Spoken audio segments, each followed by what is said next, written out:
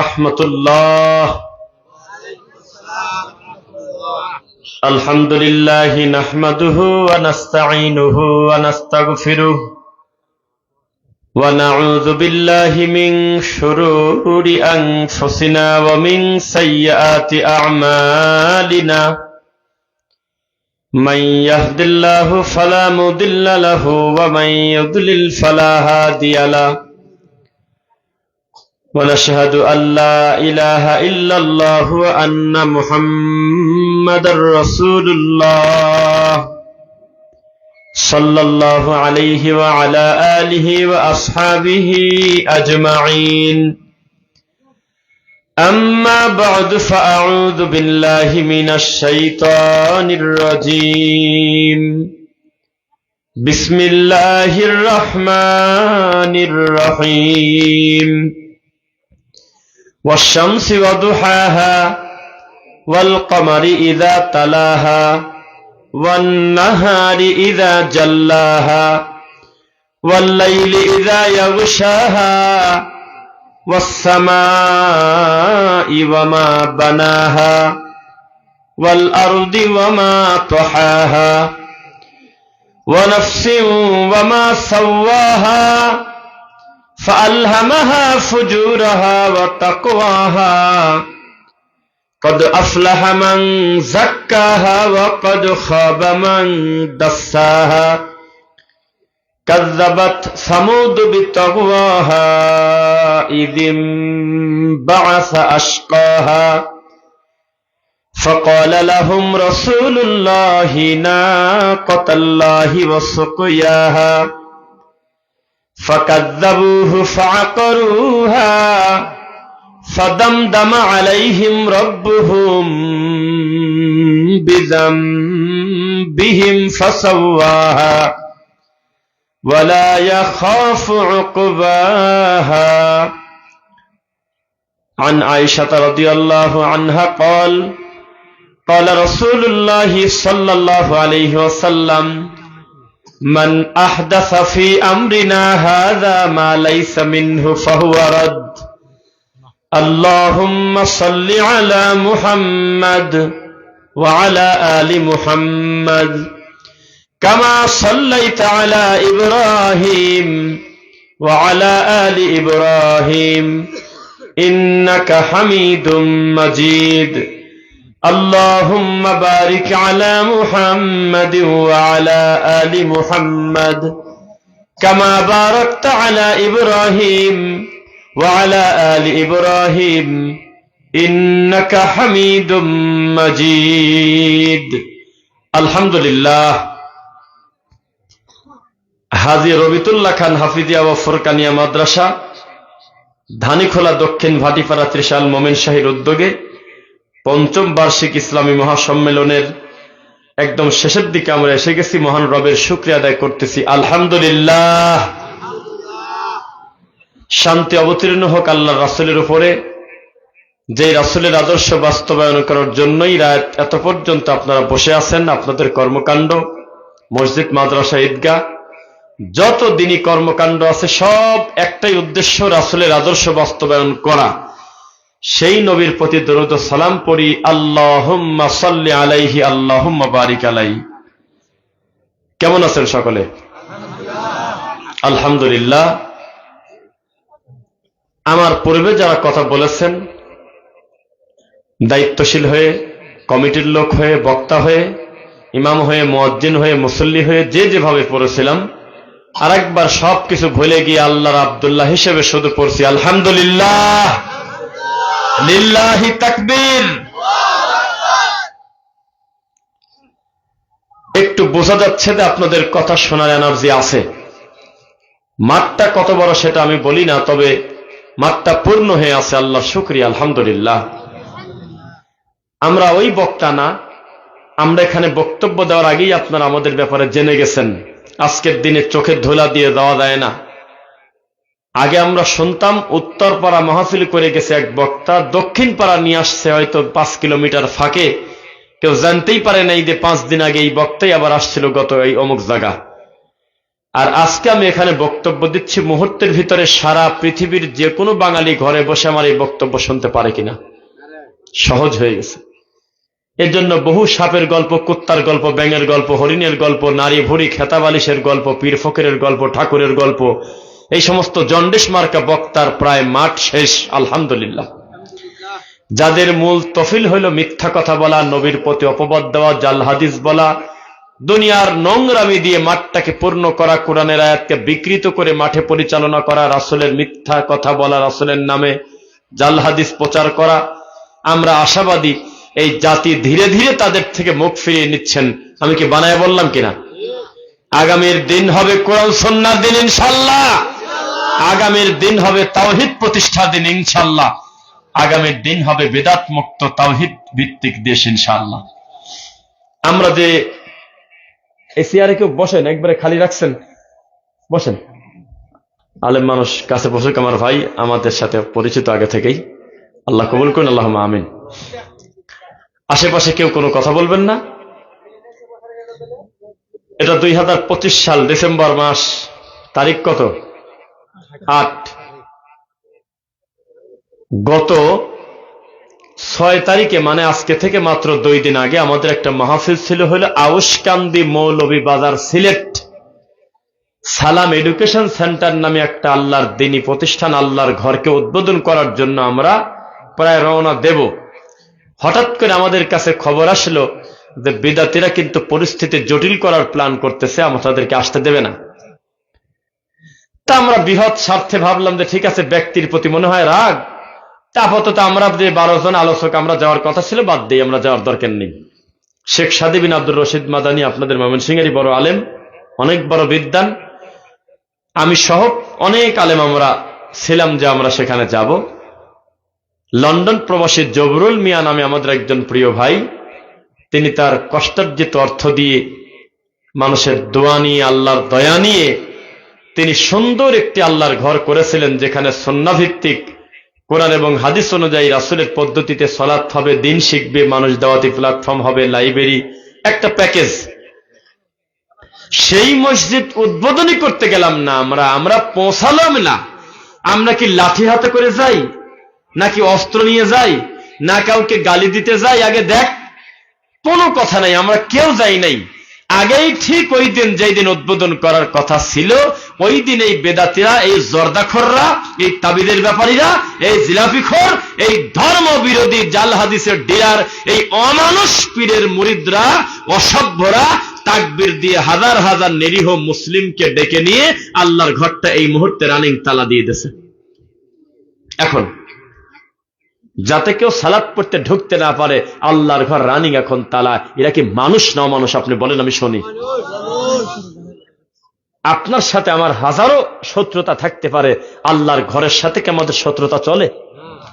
Oman আযলামু মিম্মান ইফতারা আলাল্লাহি কাযিবা, তার থেকে বড় জালেম আর কেউ নাই যে আল্লাহর উপরে মিথ্যারোপ করে।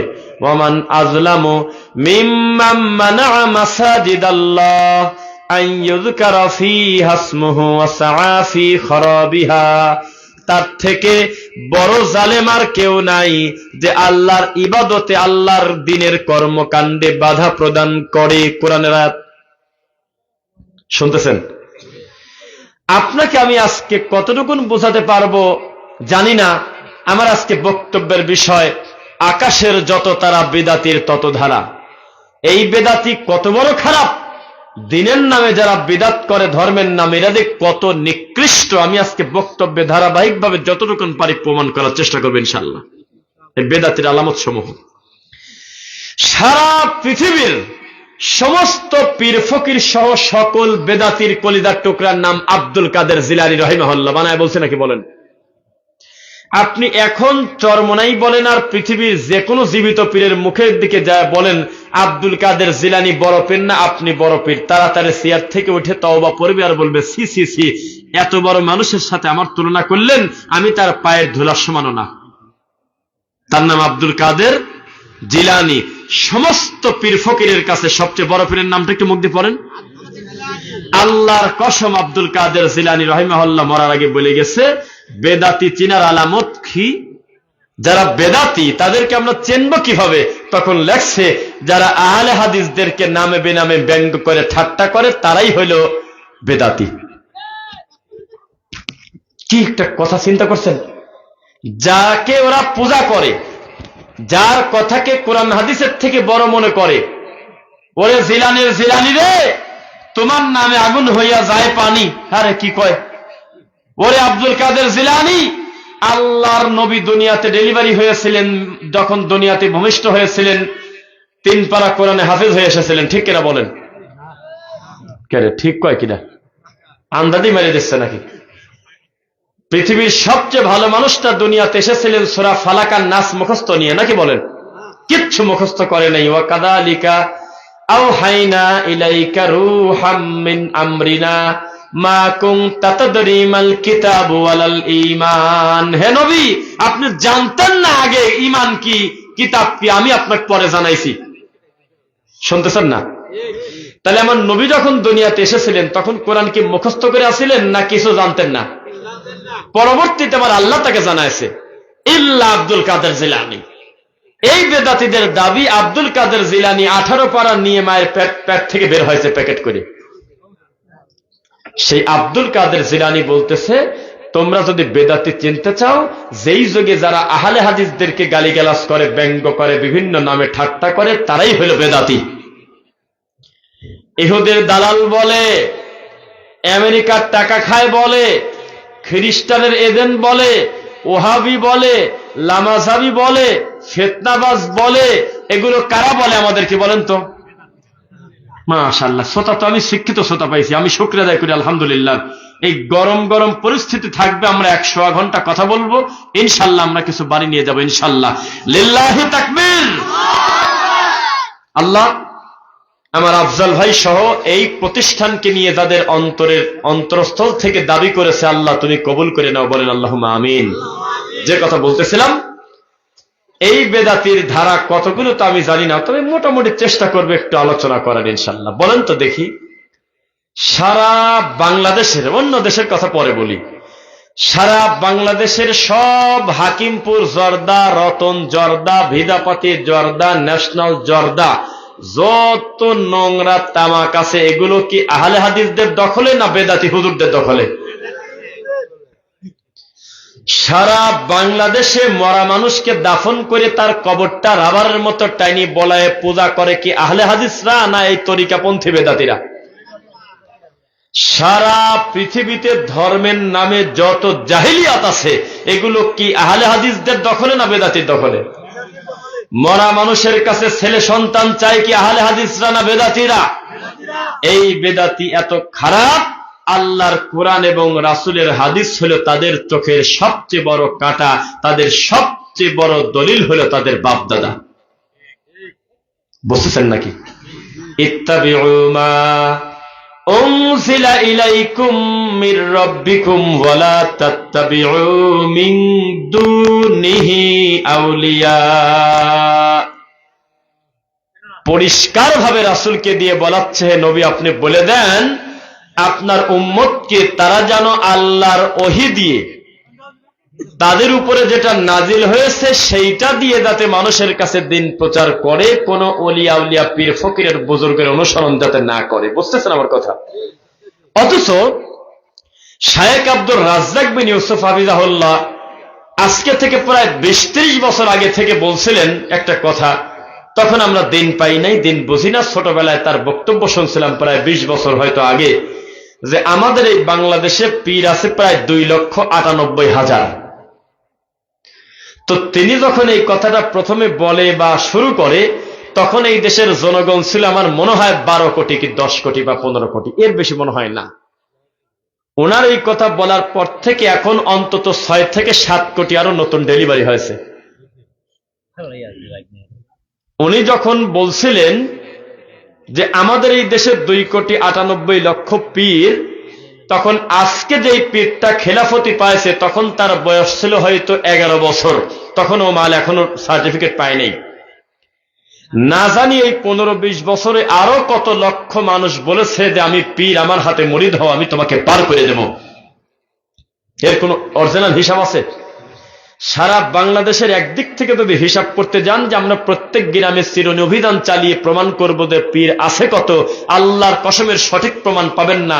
ওই শেষের দিকে গুনতে গুনতে আবার প্রথম দিক থেকে নতুন নতুন পীর গজাবে আবার। এটা একটা আশ্চর্য দেশ। মুরগি কত ডিম পারে তা আমি জানি না, হাঁস কত ডিম দেয় তা আমি জানি না, এই দেশে মিনিটে মিনিটে পীর আর বেদাতির ডেলিভারি হয়। এক একটা মুফতি এক একটা জিন শয়তানের কাজ করতেছে এই মানুষের সাথে। নাউজুবিল্লাহ মিন যালিক। দিনকে কিভাবে বিকৃতি করে। একটা উদাহরণ দেই, একটা মনে কি পড়ে সেই প্যান্ট শার্ট পরা লোকটার কথা, যখন টুপিওয়ালা হুজুররা জর্দা নিয়ে ব্যস্ত, টুপিওয়ালা হুজুররা যখন মিলাদ পর্ব কি দাঁড়া পর্ব না বসে পর্ব নিয়ে ব্যস্ত, টুপিওয়ালা হুজুররা যখন সবচেয়ে ধর্মের বড় জিনিস মনে করছিল আমার নবী কি মাটির তৈরি না নূরের তৈরি, তখন একটা প্যান্ট শার্ট টাই পরা মানুষকে দিয়ে আল্লাহ সারা পৃথিবীতে দাওয়াতি কাজ নিয়েছিলেন। তার নামটা মুখ দিয়ে পড়েন তো। এই আল্লাহর নিয়ামতটা আমাদের এই দেশে আসার জন্য তিনি ইচ্ছা পোষণ করছিলেন অনেক আগে থেকে। তাকে লাইভে প্রশ্ন করা হতো যে আপনার কি মন চায় আমাদের এই বাংলাদেশে একবার আসতে? তখন উনি খুব খুশি নিয়ে বলছিল, মন চায় মানে আমার খুব মনে বড় আশা, আমি আপনাদের বাংলাদেশে যাব। কারণ আমার বই বিক্রি এবং আমার লিখিত লেকচার এবং আমার বক্তব্য সবচেয়ে বেশি যেই রাষ্ট্রের মানুষ পছন্দ করে তার প্রথম সিরিয়ালে আছে বাংলাদেশের মানুষ। আমি তাদের কাছে যাব, আমার মনে বড় আশা। এমনকি আব্দুর রাজাক বিন ইউসুফ হাফিজাহুল্লাহকে ওনাকে বলছিল উনি যে আমারও মনে খুব আশা যে আপনাদের দেশে যাব, কিন্তু কিভাবে যাই, পরিস্থিতি তো খুব কঠিন।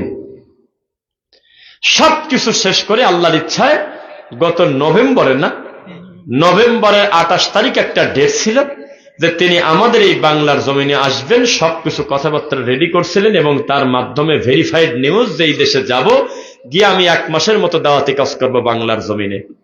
হায় হায় হায় হায়, টুপিওয়ালা মুসলমান, টুপি ছাড়া মুসলমান, কালেমা পড়া মুসলমান, খাতনা হোক আর খাতনা ছাড়া, আমরা তো একটা বর্ডার দিয়ে দিছি আমাদের এই দেশ নাকি 90 ভাগের উপরে মুসলমান, বলছি না? এই 90 ভাগের উপরে মুসলমান যারা, তারা অফিসিয়াল ভাবে জানিয়ে দিল আপনি আসবেন না, আপনাকে আমরা মানতে পারতেছি না। কোথায় থাকেন বলেন? এই তো সেই দেশ যেই দেশে কোটি কোটি টাকা খরচ করে ল্যাংটা মহিলাকে নিয়ে এসে এই খেলা উদ্বোধন করা হয় মিনিটে মিনিটে। যেই দেশে রাজনৈতিক ব্যক্তিকে খুশি করার জন্য সামনে এসে ল্যাংটা নাচে, যেই দেশে মানুষকে খুশি করার জন্য পাকিস্তান থেকে ওই আপনার লালন সঙ্গীতের মতো ওই যে বিভিন্ন খান আসে, এসে হলো বাদ্যযন্ত্র বাজিয়ে দেয় বাংলার জমিনে স্টেডিয়ামে, আর ডক্টর জাকির নায়েক আসার জন্য তাদের অনুমতি পাওয়া যায় না। তাই আমরা বলেছিলাম আমাদের এই দেশে ধর্মের হাড়িতে কুত্তায় মুখ দিয়েছে। এটা ধর্মের হাড়ি ভালো নাই, এই ধর্মের হাড়ি ভালো নাই। ইসলামী বক্তার মাহফিলের মাঠ যেমন চলে গেছে সার্কাসের জোকারে, 32 ইঞ্চি বক্তা যেদিন হয়েছে মাহফিলের, বক্তা যেদিন হয়েছে ছেলে থেকে মেয়ে, মেয়ে থেকে ছেলে, হেলিকপ্টার যোগে আগমন করিবেন। ও আমার মনে হয় যে একটু আগায় বসলে আমাদের ভাইদের সুবিধা হয়, আর তো সামনে ওইভাবে দাঁড়িয়ে না থেকে একটু কষ্ট করে বসে পড়বেন, সুন্দর হবে। একটু বসে পড়েন, একটু চেপে চেপে বসবেন ভাই। আমরা আপনাদেরকে কষ্ট দেব না, আমরা কথা দিচ্ছি আপনাদের আগ্রহ থাকতে থাকতে আমরা রাসূলের পদ্ধতিতে দোয়া পড়ে চলে যাব। কারণ আপনার টার্গেট হলো 1 কিলো, হাফ কিলো, এই তো আপনার বাড়ি দেখা যাচ্ছে। আমার টার্গেট হলো 325 কিলো। খবরদার আপনি ব্যস্ত দেখাবেন না আমাদের সামনে, বসে পড়েন ইনশাল্লাহ, ঠিক আছে? আর এক ভাইকে পরিবেশ করে দেন। যে কথা বলতেছিলাম, আমাদের এই মাহফিলের মাঠটা হয়ে গেছে সার্কাসের জোকার। জালসার মঞ্চে বসে তারা মিথ্যা কথা বলে নবীর নামে, অথচ আজকে থেকে 1450 বছর আগে আমাদের আম্মাজান একটা কথা বলছিলেন, তার নাম হলো আয়েশা রাদিয়াল্লাহু আনহা। তিনি বলেছেন, মান কাযাবা আলাইয়া মুতাআম্মিদান ফালিয়াতাবাওয়া মাকআদাহু মিনান নার। কেউ যদি কোনো কথা কোনো কাজ রাসূলের উপরে দিয়ে দেন, অথচ রাসূল থেকে কথা আসে নাই, রাসূলের নামে যদি কেউ মিথ্যারোপ করে, তার থাকার জায়গা কোথায়? জাহান্নাম। তো এই বেদাতীদের জাহান্নামে কত ঘর বাড়ি আছে তার হিসাব নেই। এদিক থেকে তারা অনেক ধনী। প্রত্যেক মাহফিল এক একটা বেদাতি 50টা করে বাড়ির মালিক হয়। যত জাল হাদিস বলবে, মিথ্যা বলবে, তত ঘর তৈরি হবে দুনিয়াতে থেকে জাহান্নামে ঘর তৈরি হবে, কথা নবী বলেছেন। আমরা কি বানাইছি? তাহলে আপনাকে আমি সেটাই বোঝাই, ওয়াইন তুতি' আকসারা মান ফিল আরদি ইউদিল্লুকা আন সাবিলিল্লাহ। এখন গণতান্ত্রিক হুজুররা তো আমার এই বক্তব্যে মন খারাপ করতে পারে, তবে জেনে রাখেন অধিকাংশের মতামত বেশিরভাগ ক্ষেত্রে গ্রান্টেড হয় না। আর বাংলার জমিনে লেখা আছে অধিকাংশের মতামতই হলো গ্রহণযোগ্য। কেউ যদি 51 ভোট পায়, কেউ যদি 49 বা 50 ভোট পায়, এমপি হবে কি 51 আলা না 49 আলা? 51 আলা হবে, 49টা পুরা বাতিল। আর ইসলাম বলে তা না। 99 জন তাওহীদ মানে না, দিন মানে না। একজন মানুষ আল্লাহকে এবং রাসূলকে মেনে নিয়েছে, ওই একজনই মানুষ, আর বাকি হলো অমানুষ। আমাদের দেশে পুরা উল্টা। মেথর, ডোম, চামার, মালায়ন, ইহুদি, খ্রিস্টান, হিন্দু, বেনামাজি, ঈদের নামাজ পড়ে না ঠিক মতো, সব লোকের মূল্য ভোটের যা, আমাদের ইব্রাহিম হুজুরের ভোটের মূল্য তাই, এক সিল। কি একটা অবস্থা! এই তো ফেব্রুয়ারিতে ভোট, সার্কাস খেলা আমরা দেখব। জালসার মঞ্চে বক্তার মাইক নিয়ে কাঁদে, হু হু করে কাঁদে। কি হয়েছে তোমার? কয় যে আমি এই রাস্তাটা করে দেবো না, আমার জন্য দোয়া করবেন। আপনারা যদি আমাকে এবারও দেখেন, তাহলে দক্ষিণ পাড়ার এই রাস্তার অর্ধেক যে করছিলাম, বাকি অর্ধেকটা সারিয়ে দেবো। কয় কি এসব? রানিং কোরআনের মাহফিল, হাদিসের মাহফিলে এসে মাঠটা নষ্ট করে দিয়ে হাসির পাত্র করে দেয়। মিথ্যা না সত্য? হিসাব দিতে হবে আল্লাহর কাছে। মা ইয়ালফিযু মিন কাওলিন ইল্লা লাদাইহি রাকিবুন আতীদ। জবান থেকে যে কথা বের হয়, এ কথা শুধু ক্যামেরায় রেকর্ড হয় না, আল্লাহর কাছেও কথা রেকর্ড থাকে। শুনতেছেন নাকি? কত নেতা কত আশা দিয়েছে আপনাকে সারা জীবন, কত নেতা কত কথা বলেছে আপনাকে, ঘর থেকে বের হয়ে গেছেন, রাত নাই দিন নাই। একবার বলেছে অমুক ভাইয়ের চরিত্র ফুলের মতো পবিত্র, কিসের ঘুম কিসের খাওয়া, কিসের বউ কিসের ছেলে মেয়ে, 2টা টাকার লোভে সারাটা রাত ধরে দৌড়াদৌড়ি করেছেন, অথচ ফজরের নামাজ পড়ার টাইম ছিল না। হিসাব একদিন আল্লাহর কাছে দিতে হবে। খবরদার কোরআন হাদিসের বাইরে চলবেন না ইনশাআল্লাহ। আপনাকে আমি যেখানে ছিলাম সেখানেই থাকি। এই বেদাতির আলামত কত কঠিন আপনাকে বলি। এই বেদাতি এত খারাপ, আমরা কোন মাহফিলে যাব, এই মাহফিলের পোস্টার ছাপিয়েছে কমিটি, পোস্টার ছাপায় না? এই পোস্টারে লেখা আছে বক্তা রফিকুল ইসলাম বিন সাইদ, বক্তা সফির উদ্দিন ত্রিশালী, বক্তা সাইফুল্লাহ ইরফান, মতিউর রহমান, আব্দুল কায়ুম, এইভাবে ধারাবাহিক সিরিয়াল। এরপরে অনলাইনে ঢুকে গেল অত তারিখে মাহফিল। এই বেদাতি কত বড় খারাপ! রাত দিন চিন্তা করে গবেষণা করে 1 সপ্তাহের ভিতরে আশেপাশে সব বেদাতি মুফতি হুজুরদের নিয়ে মিটিং করে ওই মাহফিল বন্ধ করে দিচ্ছে। শত শত প্রমাণ আছে। অথচ ওই সমাজে সুদ প্রতিষ্ঠিত হয়ে গেছে। মায়ের অপারেশনের টাকা এমনি এমনি কেউ দেয় না। ছেলে অসুস্থ প্রায় মৃত, কেউ বলে না যে তোমার বিপদের সময় আমি বিনা সুদে 20,000 টাকা দিয়ে দিলাম, আগে ছেলের দিকে খেয়াল করো। লাভের উপরে সুদের উপরে টাকা নিয়ে মায়ের অপারেশন করা লাগে। এই সমাজে এই সুদখোরের ব্যাপারে হুজুররা এখনো এক হতে পারে নাই। যেই সমাজে বিবাহতে, খাতনাতে, তারপরে 7 দিনায়, 21 দিনায়, তারপরে মুখে ভাত, জন্মদিন, বিবাহ দিন, এই সমস্ত অনুষ্ঠানে বিকট বাদ্যযন্ত্র বাজিয়ে হালাল করে ফেলেছে গান বাজনা। এই ব্যাপারে সমস্ত হুজুর এক জায়গা হয়ে হাতে হাত রেখে বলে না, মরিবাসী 10টা হুজুর আজকে জুমার খুতবা দেব, এই গ্রাম থেকে যদি আপনারা বাদ্যযন্ত্র না তোলেন, আমরা কারোর জানাজা পড়ব না, আমরা চলে যাব ময়মনসিংহের মানুষ ময়মনসিংহে, আর চট্টগ্রামে থাকবো না, আর পাবনা থাকবো না, প্রত্যেকে যার যার বাড়িতে চলে যাব। ও এলাকার হুজুররা তোমরাও আসো, ঘোষণা দিয়ে দাও, এই এলাকায় যদি বাদ্যযন্ত্র রানিং থাকে, আমরা রানিং থাকবো না, চলে যাব। তখন বুঝতাম যে বাপের বেটা ধর্মকে ভয় পায়। এই সমাজের মানুষ জিনা ব্যভিচারকে হালাল মনে করে, গান বাজনাকে হালাল মনে করে। টুপিওয়ালা হুজুর মানুষ, হাদি মানুষের মুখের দিকে তাকানো যায় না। জর্দা দিয়ে পান খেতে খেতে দাঁতগুলো তরমুজের বেশি। মসজিদের মিম্বরে বসে হুজুর মানুষ জর্দা দিয়ে পান খায়। এই সমস্ত ব্যাপারে, মীমাংসিত অন্যায়ের ব্যাপারে আমাদের দেশের হুজুররা এক হয় না। হুজুররা এক হয় যখন কোরআন এবং হাদিস অনুযায়ী কোন মাহফিল হতে যায়, তখন সব হুজুর এক হয়ে বলে, ওইটা যদি বন্ধ না করো, তাবিজ গেল, জর্দা গেল, জিলাপি গেল, মিলাদ গেল। বুঝতেছেন আমার কথা? কঠিন পরিস্থিতিতে যাচ্ছি আমরা। সাধারণ চাউলের ভাত যদি রাত পার হয়, আপনাদের এলাকায় বুঝবেন, সকালবেলা পেঁয়াজ মরিচ সরিষার তেল দিয়ে মাখায় খাওয়া যায় না ভাই? খাওয়া যায় কিনা? কিন্তু ওর থেকে 3 গুণ দাম দিয়ে পোলাও ভালো মানের চাউল যদি রাত বাসি হয়, কুত্তাও খায় না। হাল ইয়াস্তাউল্লাযীনা ইয়ালামুনা ওয়াল্লাযীনা লা ইয়ালামুন।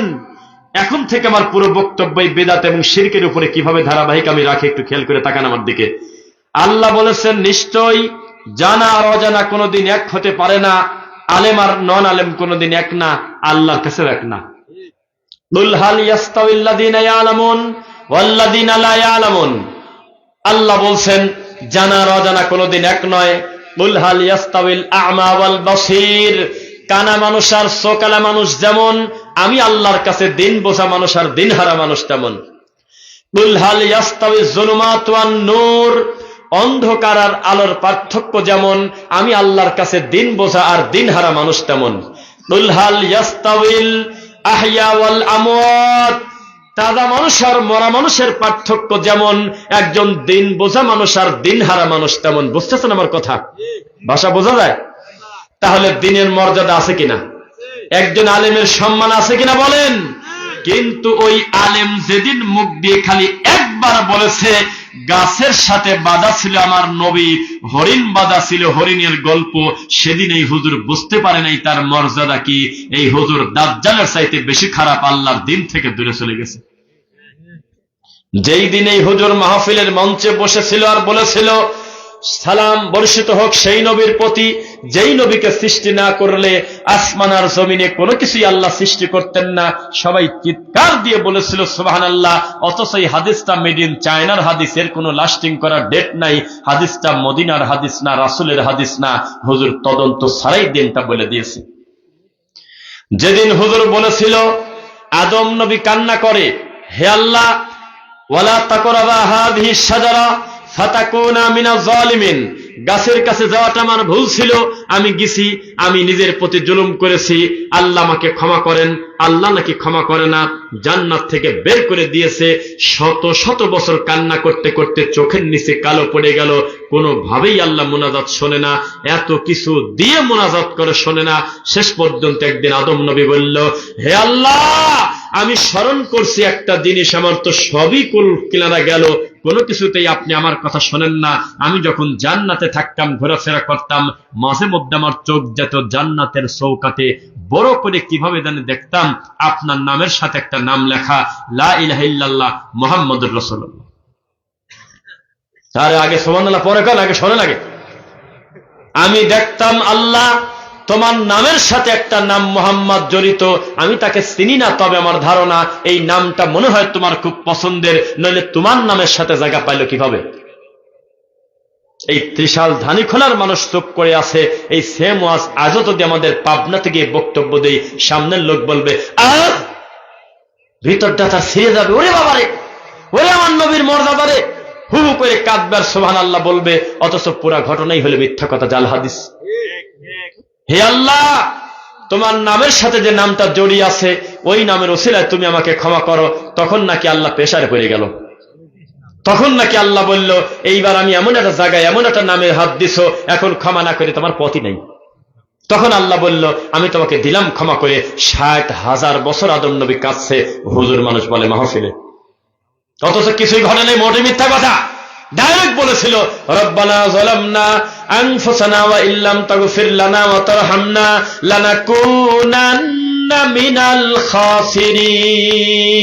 হে আল্লাহ, নফসের প্রতি জুলুম করে ফেলেছি, আমাদেরকে আপনি ক্ষমা করেন। শুধু ক্ষমা করলে হবে না, আমাদের প্রতি দয়া করেন। লানাকুনান্না মিনাল খাসিরিন, না হলে আমরা ক্ষতিগ্রস্তের ভিতরে পড়ে যাব। আল্লাহ কইল, দিলাম ক্ষমা করে, শেষ, আর কোন কাহিনী নাই। বরং ফল খাওয়ার আগে তার মর্যাদা যেমন ছিল, এই ভুলটা করার পরে ক্ষমা চাওয়ার কারণে মর্যাদা কমাবার আরো বেড়ে গেছে। জান্নাতে যখন ছিল তখন ছিল আব্দুল্লাহ, ভুল করার পরে ক্ষমা যখন আল্লাহর কাছ থেকে নিল তখন হয়ে গেছে নবিয়ুল্লাহ, আবুল বাশার, আবুল নাস, মানুষের আব্বার কত মর্যাদা। সুবহানাল্লাহ। ও মুসলমান, এই দেশের নবীদের উপরে পর্যন্ত মিথ্যারোপ করা হয়, এই বেদাতি ছাড়ে না। এই বেদাতি কত বড় খারাপ আমি জানি না। আমি ঘড়ির দিকে তাকাবো না, যাতে আমি ইনসাফ করে কথা বলতে থাকি। ইনশাল্লাহ আজকে ঘড়ির দিকে তাকাবো না, দুই একবার দেখতে পারি শেষের দিকে, এখন না। সবাই আমার দিকে তাকান। এটা কয় সাল? আল্লাহর কসম, আমাদের ভিতরে রক্তক্ষরণ হয় যখন দেখি বাংলাদেশের যে মসজিদেই আমরা চলন্ত জায়গায় থাকি না, বেশিরভাগ মাগরিবের নামাজে ঢুকে গেছি, সালাম ফেরানোর পর দেখি অধিকাংশ মুসল্লি মাথায় হাত দিয়ে কিদানি পড়ে। এই ল্যাংটা, এই অসভ্য, এই অমানুষ, এই দাজ্জাল, এই বেদাতি হুজুর একটা দিন সালাম ফেরায় বলল না যে আসসালামু আলাইকুম, আপনারা কেমন আছেন? আলহামদুলিল্লাহ। ডানে বামে সালাম ফেরায় কেউ মাথায় হাত দিয়েন না। আমি 25টা বছর পড়াশোনা করছি, বুখারী, মুসলিম, আবু দাউদ, তিরমিজি, ইবনে মাজাহ, নাসাই, কত কিতাব পড়লাম, কোরআন পড়লাম। আমার নবী থেকে আমি কোনোদিন প্রমাণ পাই নাই যে আমার নবী জীবনে সালাম ফেরায় তার 63 বছরের জীবনে কোনো একদিন মাথায় হাত দিয়ে কিছু পড়ছে। সূরা ইয়াসিন পড়ে ফেলেন, ওটা আমি বলি নাই। যা পড়বেন সবই পাপ, কারণ আমার নবী পড়ে নেই, কয় না? এত বড় অমানুষ চুপ করে ঘাপটি মারি বসে থাকে, তার পিছনে অধিকাংশ মুসল্লি মাথায় হাত দিয়ে কিদানি পড়ে আজকের দিনে এখনো। এই হুজুর কত বড় খারাপ! এই হুজুর আমরা 2 রাকাত মসজিদে ঢুকে যাতে নামাজ পড়তে না পারি সেই জন্য লেখছে লাল বাতি জ্বলাকালীন সুন্নাতের নিয়ত করবেন না। মসজিদে লাল বাতি দেয় না, কে দেয়? কথা বলো কেন? সর্বনাশ, তুমি বোঝো না আমাকে? চুপ থাকবে, নিঃশ্বাসের আওয়াজ হবে খালি। বাইরে থেকে পাখি এসে মাথায় পায়খানা করে চলে যাবে, মনে করবে যে এরা মনে হয় পাথর। আমার মাহফিল এটা হবে না, চুপ থাকবে, কথা বলবেন না। যে কথা বলতেছিলাম, কথায় দেখে ছুটে যায়। আল্লাহর ঘর মসজিদে নবী বলেছেন ইদা দাখালা আহাদুকুল মসজিদ লা ইয়াজলিস হাত্তা ইউসাল্লা রাকাতাইন। নিষিদ্ধ টিষিদ্ধ নাই, যে কোনো টাইমে আল্লাহর বান্দা যদি আল্লাহর ঘরে ঢুকে পড়ে 2 রাকাত নামাজ হবে, তারপরে বসা। এটা কে বলছে বলেন? কোন কোন ইমাম এটাকে ওয়াজিব পর্যন্ত বলেছে যে পড়তে হবে, এটা আল্লাহর হক, তারপরে বসো, মসজিদের হক। বোঝেন না? আর এই বেদাতি আমি আর আপনি 2 রাকাত মসজিদে গিয়ে নামাজ পড়বো নবীর পদ্ধতিতে, এইটা ঠেকাতে চাচ্ছে কেন? ওই যে বসে বসে 3 নাম্বার খুতবা দেয়, বসে বসে 3 নাম্বার খুতবা দেয়। আগে কান ছিল 2টা, অপারেশন করে আরেকটা কান বাড়াইছে। নাকের ছিদ্র ছিল 2টা, অপারেশন করে আরেকটা নাক বাড়াইছে। চোখ 2টা ছিল, আর একটা বাইপাস করে কপালে 3 নাম্বার চোখ বানাইছে। এর নাম হলো বেদাতি খুতবা 3টা। নবী দেশে কয়টা? আবু বকর সিদ্দিক দেশে কয়টা? বুঝে কথা বলেন না কেন? ভয় পাচ্ছেন? খুতবা কয়টা? আরে বলেন না কেন কয়টা? বেদাতি হুজুরের কয়টা? এই 3 নাম্বার খুতবা যেটা বসে বসে দেয়, ওই খুতবাটা যাতে মানুষ শোনে আর নামাজ পড়তে না পারে, নামাজ ঠেকানোর জন্য পিছনে লেখা কি বলেন? আবার বলেন। লাল বাতি জ্বলাকালীন সুন্নাত নিয়ত করবেন না, হাত বাঁধিবেন না, বহু কিছু লেখা থাকে কিনা। তা আমি এবার আপনাকে বলি, এই বেদাতি মার্ডার কেসের আসামির চাই বড় আসামি না? আল্লাহর বান্দা আল্লাহর ঘরে গিয়ে নামাজ পড়ে এই অসভ্য লাল বাতি দিয়ে রাখছে। তাকান, এই বাংলা খুতবা দিচ্ছিল যেটা, সেটা কি বেদাত না সুন্নাহ? এই বেদাত ঠিক রাখার জন্য আল্লাহর বান্দাদেরকে নামাজ পড়তে দিচ্ছে না। আর মাগরিবের নামাজে বিশেষ করে মানুষ, প্রত্যেক মসজিদ এমন নাই আমি জানি না যেই মসজিদে অন্তত 10টা লোক জামাত পায় না। মিথ্যা বলছে নাকি? সালাম ফেরানোর পর মাগরিবের পর দেখবেন কেউ 2 রাকাত পায় নাই, কেউ 1 রাকাত পায় নাই, তাড়াহুড়া করে দোকান বন্ধ করে চলে আসে, টাইম তো দেয় নাই বেদাতি হুজুর। বেশিরভাগ লোক জামাত মিস করে কিনা? তখন এই ডানে বামে সালাম ফেরানোর পর হুজুর বলতেছে রব্বানা যালামনা আনফুসানা ওয়া ইল্লাম তাগফির লানা ওয়া তারহামনা লানাকুনান্না মিনাল খাসিরিন বিহাক্কি লা ইলাহা ইল্লাল্লাহ। তো এই যে লোকটা এখন রানিং ফরজ পড়তেছে, তাহলে আমার এই রব্বানা যালামনা বলার কারণে যদি এই লোকটার কানে গিয়ে যদি রাকাত ভুল হয় অথবা ফরজ নামাজ নষ্ট হয়, মরা পর্যন্ত আখেরি মুনাজাত দিয়ে কি আমি ফরজের ঘাটতি পূরণ করতে পারবো?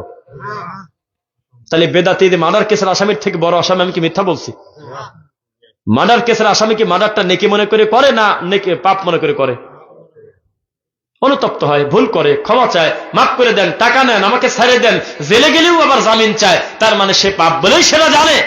আর এই বেদাতি অমানুষ এখন পর্যন্ত বলে না, আরে আমার এই মোনাজাতের কারণে আমার সামনে কত মুসল্লি আজকে ফরজ নামাজের নষ্ট হচ্ছে, আমি এই কুকাম করব না, আমি আমার নবীর পদ্ধতিতে ঘুরে বসে আমি মাসনুন জিকির করব, আস্তাগফিরুল্লাহ, আল্লাহু আকবার, আল্লাহুম্মা আনতা সালাম ওয়া মিনকাস সালাম, তাবারাকতা ইয়া জালালি ওয়াল ইকরাম, লা ইলাহা ইল্লাল্লাহু ওয়াহদাহু লা শারীকা লাহু লাহুল মুলকু ওয়া লাহুল হামদু ওয়া আলা কুল্লি শাইইন কাদির, আল্লাহুম্মা ইন্নী আলা যিকরিকা ওয়া শুকরিকা ওয়া হুসনি ইবাদাতিক, আল্লাহুম্মা লা মানিয়া লিমা আ'তাইতা ওয়া লা মু'তিয়া লিমা মানা'তা ওয়া লা ইয়ানফা'ু যাল জাদ্দি মিনকাল জাদ। সূরা ইখলাস, ফালাক, নাস, আয়াতুল কুরসি, সুবহানাল্লাহ 33 বার, আলহামদুলিল্লাহ 33 বার, আল্লাহু আকবার 34 বার। কত দোয়া যে আছে বসে অন্তত 15 থেকে 20 মিনিট বসে পড়া যায়, যেটা নবীর দেওয়া আছে, একটাও পছন্দ হয় না। এইও মানুষ বেদাতি বলতেছে রব্বানা যালামনা আনফুসানা বিরহমাতিকা আরহামার রাহিমিন। এই বেদাতি কত বড় খারাপ আপনি বলেন। 50টা বছর এই বেদাতি হুজুরের পিছনে আমার দাদা নামাজ পড়ে গেল, আপনার বাপ নামাজ পড়ে গেল, মরার আগ পর্যন্ত জানতেই পারলো না যে সালাম ফিরানোর পর আমার নবী কি কি পড়তেন। এই ছোট খারাপ না বড় খারাপ? এভাবে কি বলতে থাকবো? এই বেদাতির কিছু ঢং দেখাই। এই বাংলাদেশের টপ লেভেলের একজন বেদাতি, কাফেরের ডিলার, যিনি এমন একটা চশমা পরে থাকে যে হুজুরের নামই না সেই হুজুরই বলে কাফের। তার নাম কি? আব্বাসী মৌলবী। এই আব্বাসী মৌলবী দেখেন কি করে, ও কাফের বলে আর ভ্রান্ত বলে ডাকে হলে তাহেরিকে। আর এক ল্যাংটা যে বলছে আল্লাহর ধন রাসূলকে দিয়ে আল্লাহ গেছে নাই হয়ে, নাউজুবিল্লাহ। রাসূলের ধন খাদায় পেশ হয়ে আছে, আজমিরে কেউ ফেরে না খালি হাতে, খাদারে তোর দরবারে আমি কি বানাইছি? এই কুলাঙ্গার, এই অমানুষ, এই মুশরিক এক ঠাকুর আর এক ঠাকুরকে বলতেছে যে ও হলো বাতিল। আমি খালি ঘরে শুয়ে ভিডিও যখন সামনে আসে আমি খালি হাসি আর বলি, আল্লাহ, বিয়ের অনুষ্ঠানে খাইতে বসছি, দেখবেন মাঝে মধ্যে এমন ভাবে কুকুর জোরে জোরে চিল্লায় মনে হচ্ছে 2টা মার্ডার হয়েছে। পর্দাটা টান দিয়ে তুলি, দেখি দিয়ে একটা গোস্তও নাই, মাঝখানে একটা হাড্ডি, 2 কুকুর মাঝখানে এমন ভাবে হু হু করতেছে মনে হচ্ছে যে একেবারে কত দামি জিনিস যেন মাঝখানে আছে। তাওহীদের দৃষ্টিতে, ইসলামের দৃষ্টিতে, কোরআন হাদিসের দৃষ্টিতে দুইটাই ভয়াবহ ভণ্ড কিনা বলেন? যেই আব্বাসী ইমাম ইবনু তাইমিয়া রাহিমাহুল্লাহর মতো লোককে বলে হিন্দু, নাউজুবিল্লাহ, সহ্য করা যায়? নাসিরউদ্দিন আলবানী রাহিমাহুল্লাহকে ঘড়ির মেকার বলে ব্যঙ্গ করে আর বলে উনি নাকি খ্রিস্টান মাদ্রাসায় পড়ছে, নাউজুবিল্লাহ। এত বড় অমানুষ, সে আর এক অমানুষকে বলতেছে কাফের, ও আবার একে বলতেছে কাফের। হ্যাঁ, কি মজা! এক বেদাতি আর এক বেদাতিকে কি বলে? কাফের। আরে কাফের! এক পীর আর এক পীরকে কাফের বলে। তাহলে ওদের ভিতরে পার্থক্য আছে না নাই? কাদেরি, নকশাবন্দি, মুজাদ্দেদি, সোহরাবর্দি, আর এক পীর বলতেছে তরিকা হলে 126টা। কয়টা তরিকা? আসলে তরিকা কয়টা? সিরাতাল মুস্তাকিম তরিকা কয়টা? এটা আরবিতে বলি যাতে বোঝা যায়, আলেম ওলামা আছে। ওয়া আন্না হাযা সিরাতি মুস্তাকিমান ফাত্তাবিউ। কয়টা সিরাতুল মুস্তাকিম? রাস্তা সোজাটা কয়টা? আর সরমনের পীর বলতেছে 126টা মাধ্যম আছে জান্নাতে ঢোকার, বাইপাস রোড আছে ত্রিশালে ঢুকতে। তার ভিতরে সবচাইতে শর্টকাট তরিকা হলো চিশতিয়া সাবেরিয়া। তারপরেই বলতেছে হু হু, এইভাবে জিকির করে।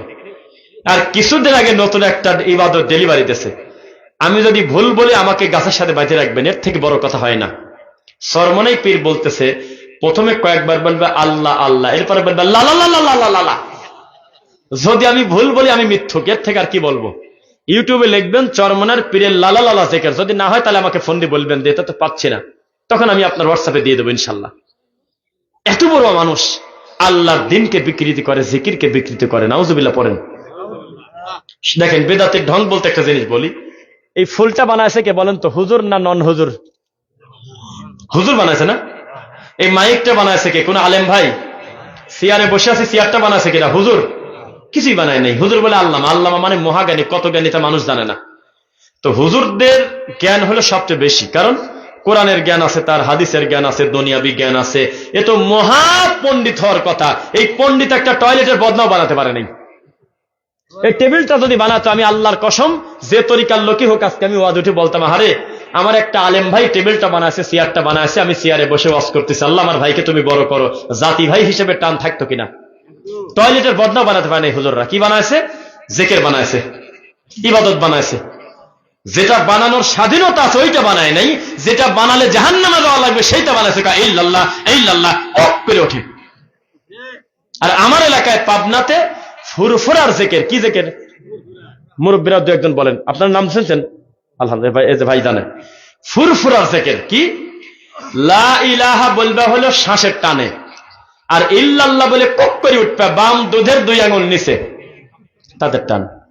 নফি ইসবাতের জিকির, শ্বাসের জিকির।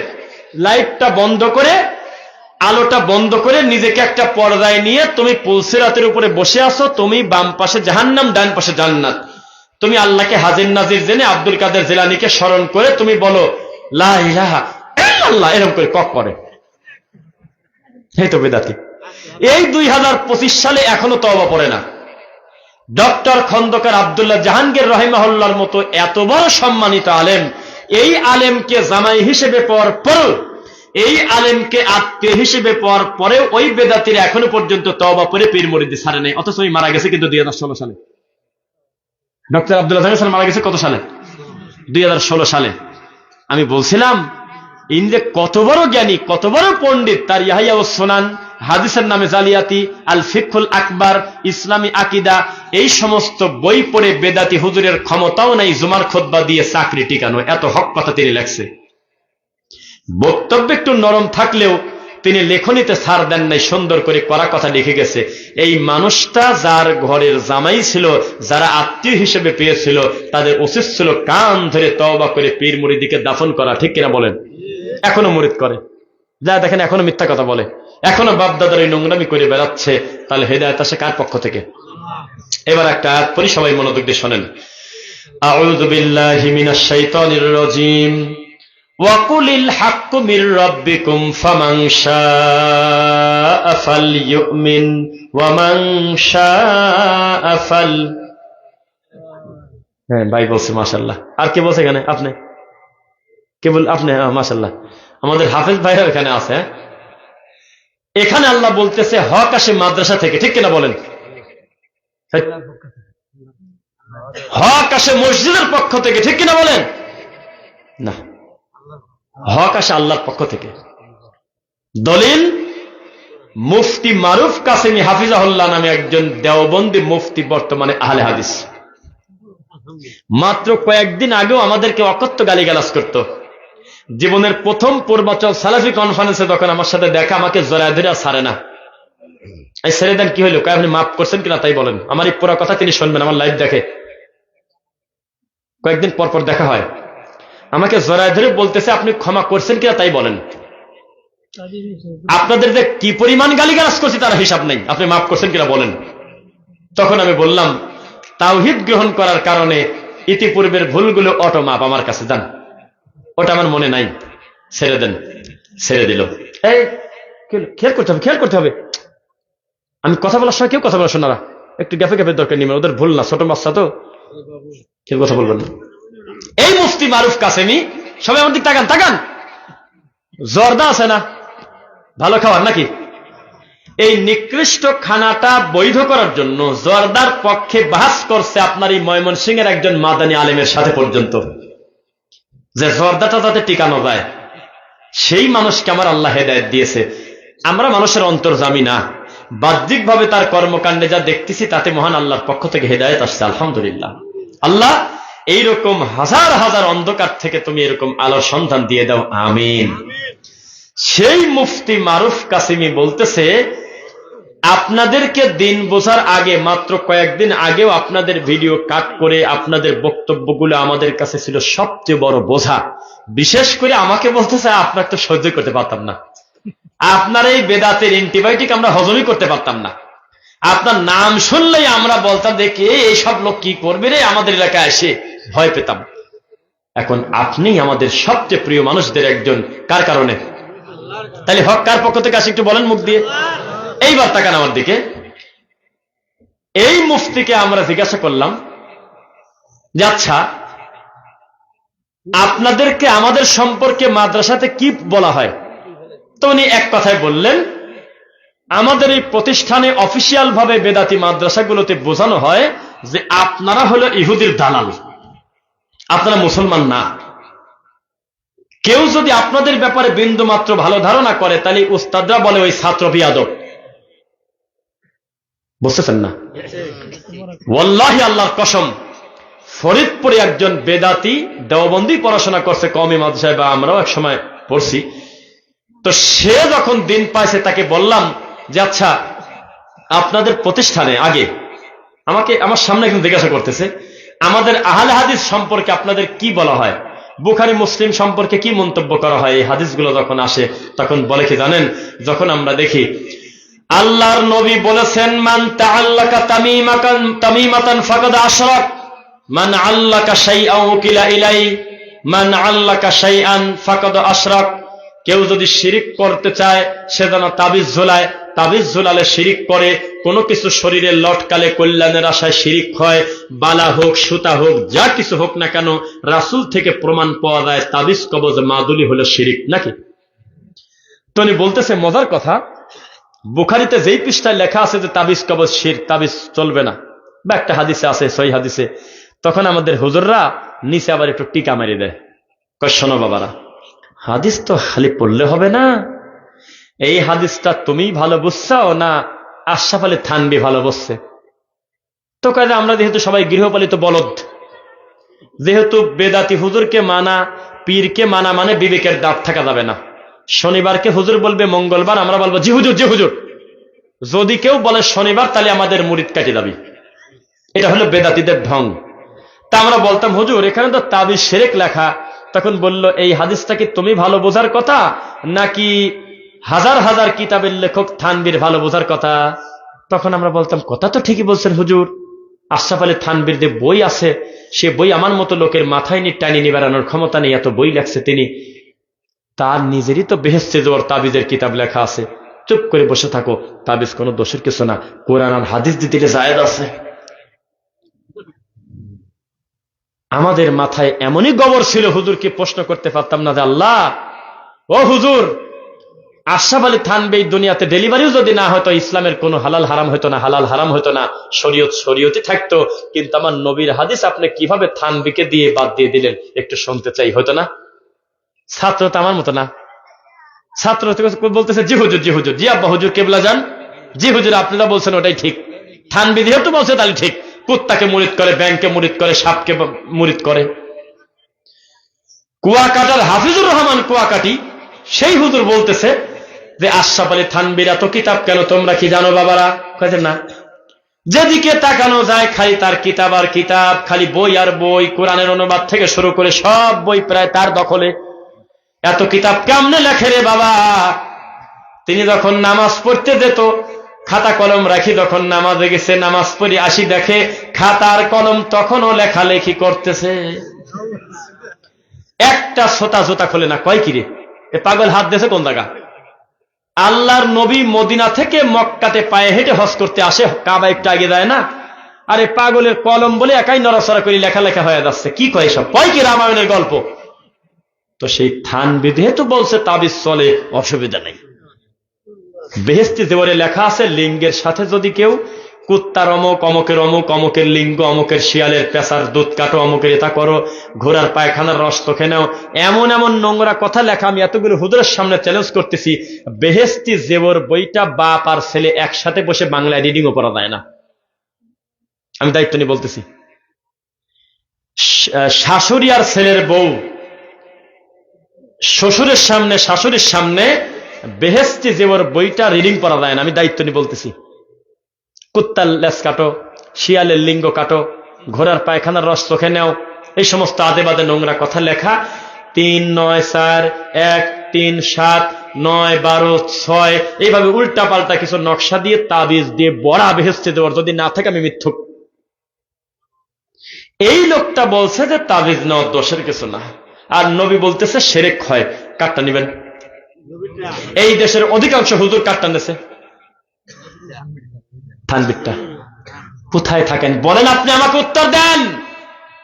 হুজুর এখানে লেখা আমার নবী রুকুতে যাওয়ার সময়, রুকু থেকে ওঠার সময় রফউল ইয়াদাইন মানে দোনো হাত উত্তোলন। রফউল ইয়াদাইন মানে কি? দোনো হাত উত্তোলন। হুজুর এই যে 50 জনের উপরে রাবি, 250-র উপরে সহিহ হাদিস, এই রফউল ইয়াদাইন করার ব্যাপারে আপনাদের মত কি?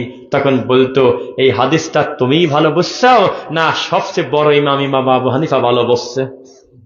তখন আমরা তো যেহেতু আমাদের বিবেকের দাঁত নাই, আমরা যেহেতু গৃহপালিত বলদ, আমরা তখন বলতাম যে ওস্তাদজি ইমাম আবু হানিফাই তো ভালো বলছে, তো ইমাম আবু হানিফা যেহেতু বলেছে রফলে দাইন না করাটাই হলো উত্তম, তোমরাও রফলে দাইন করো না, ঠিক কিনা বলো? কয় হ।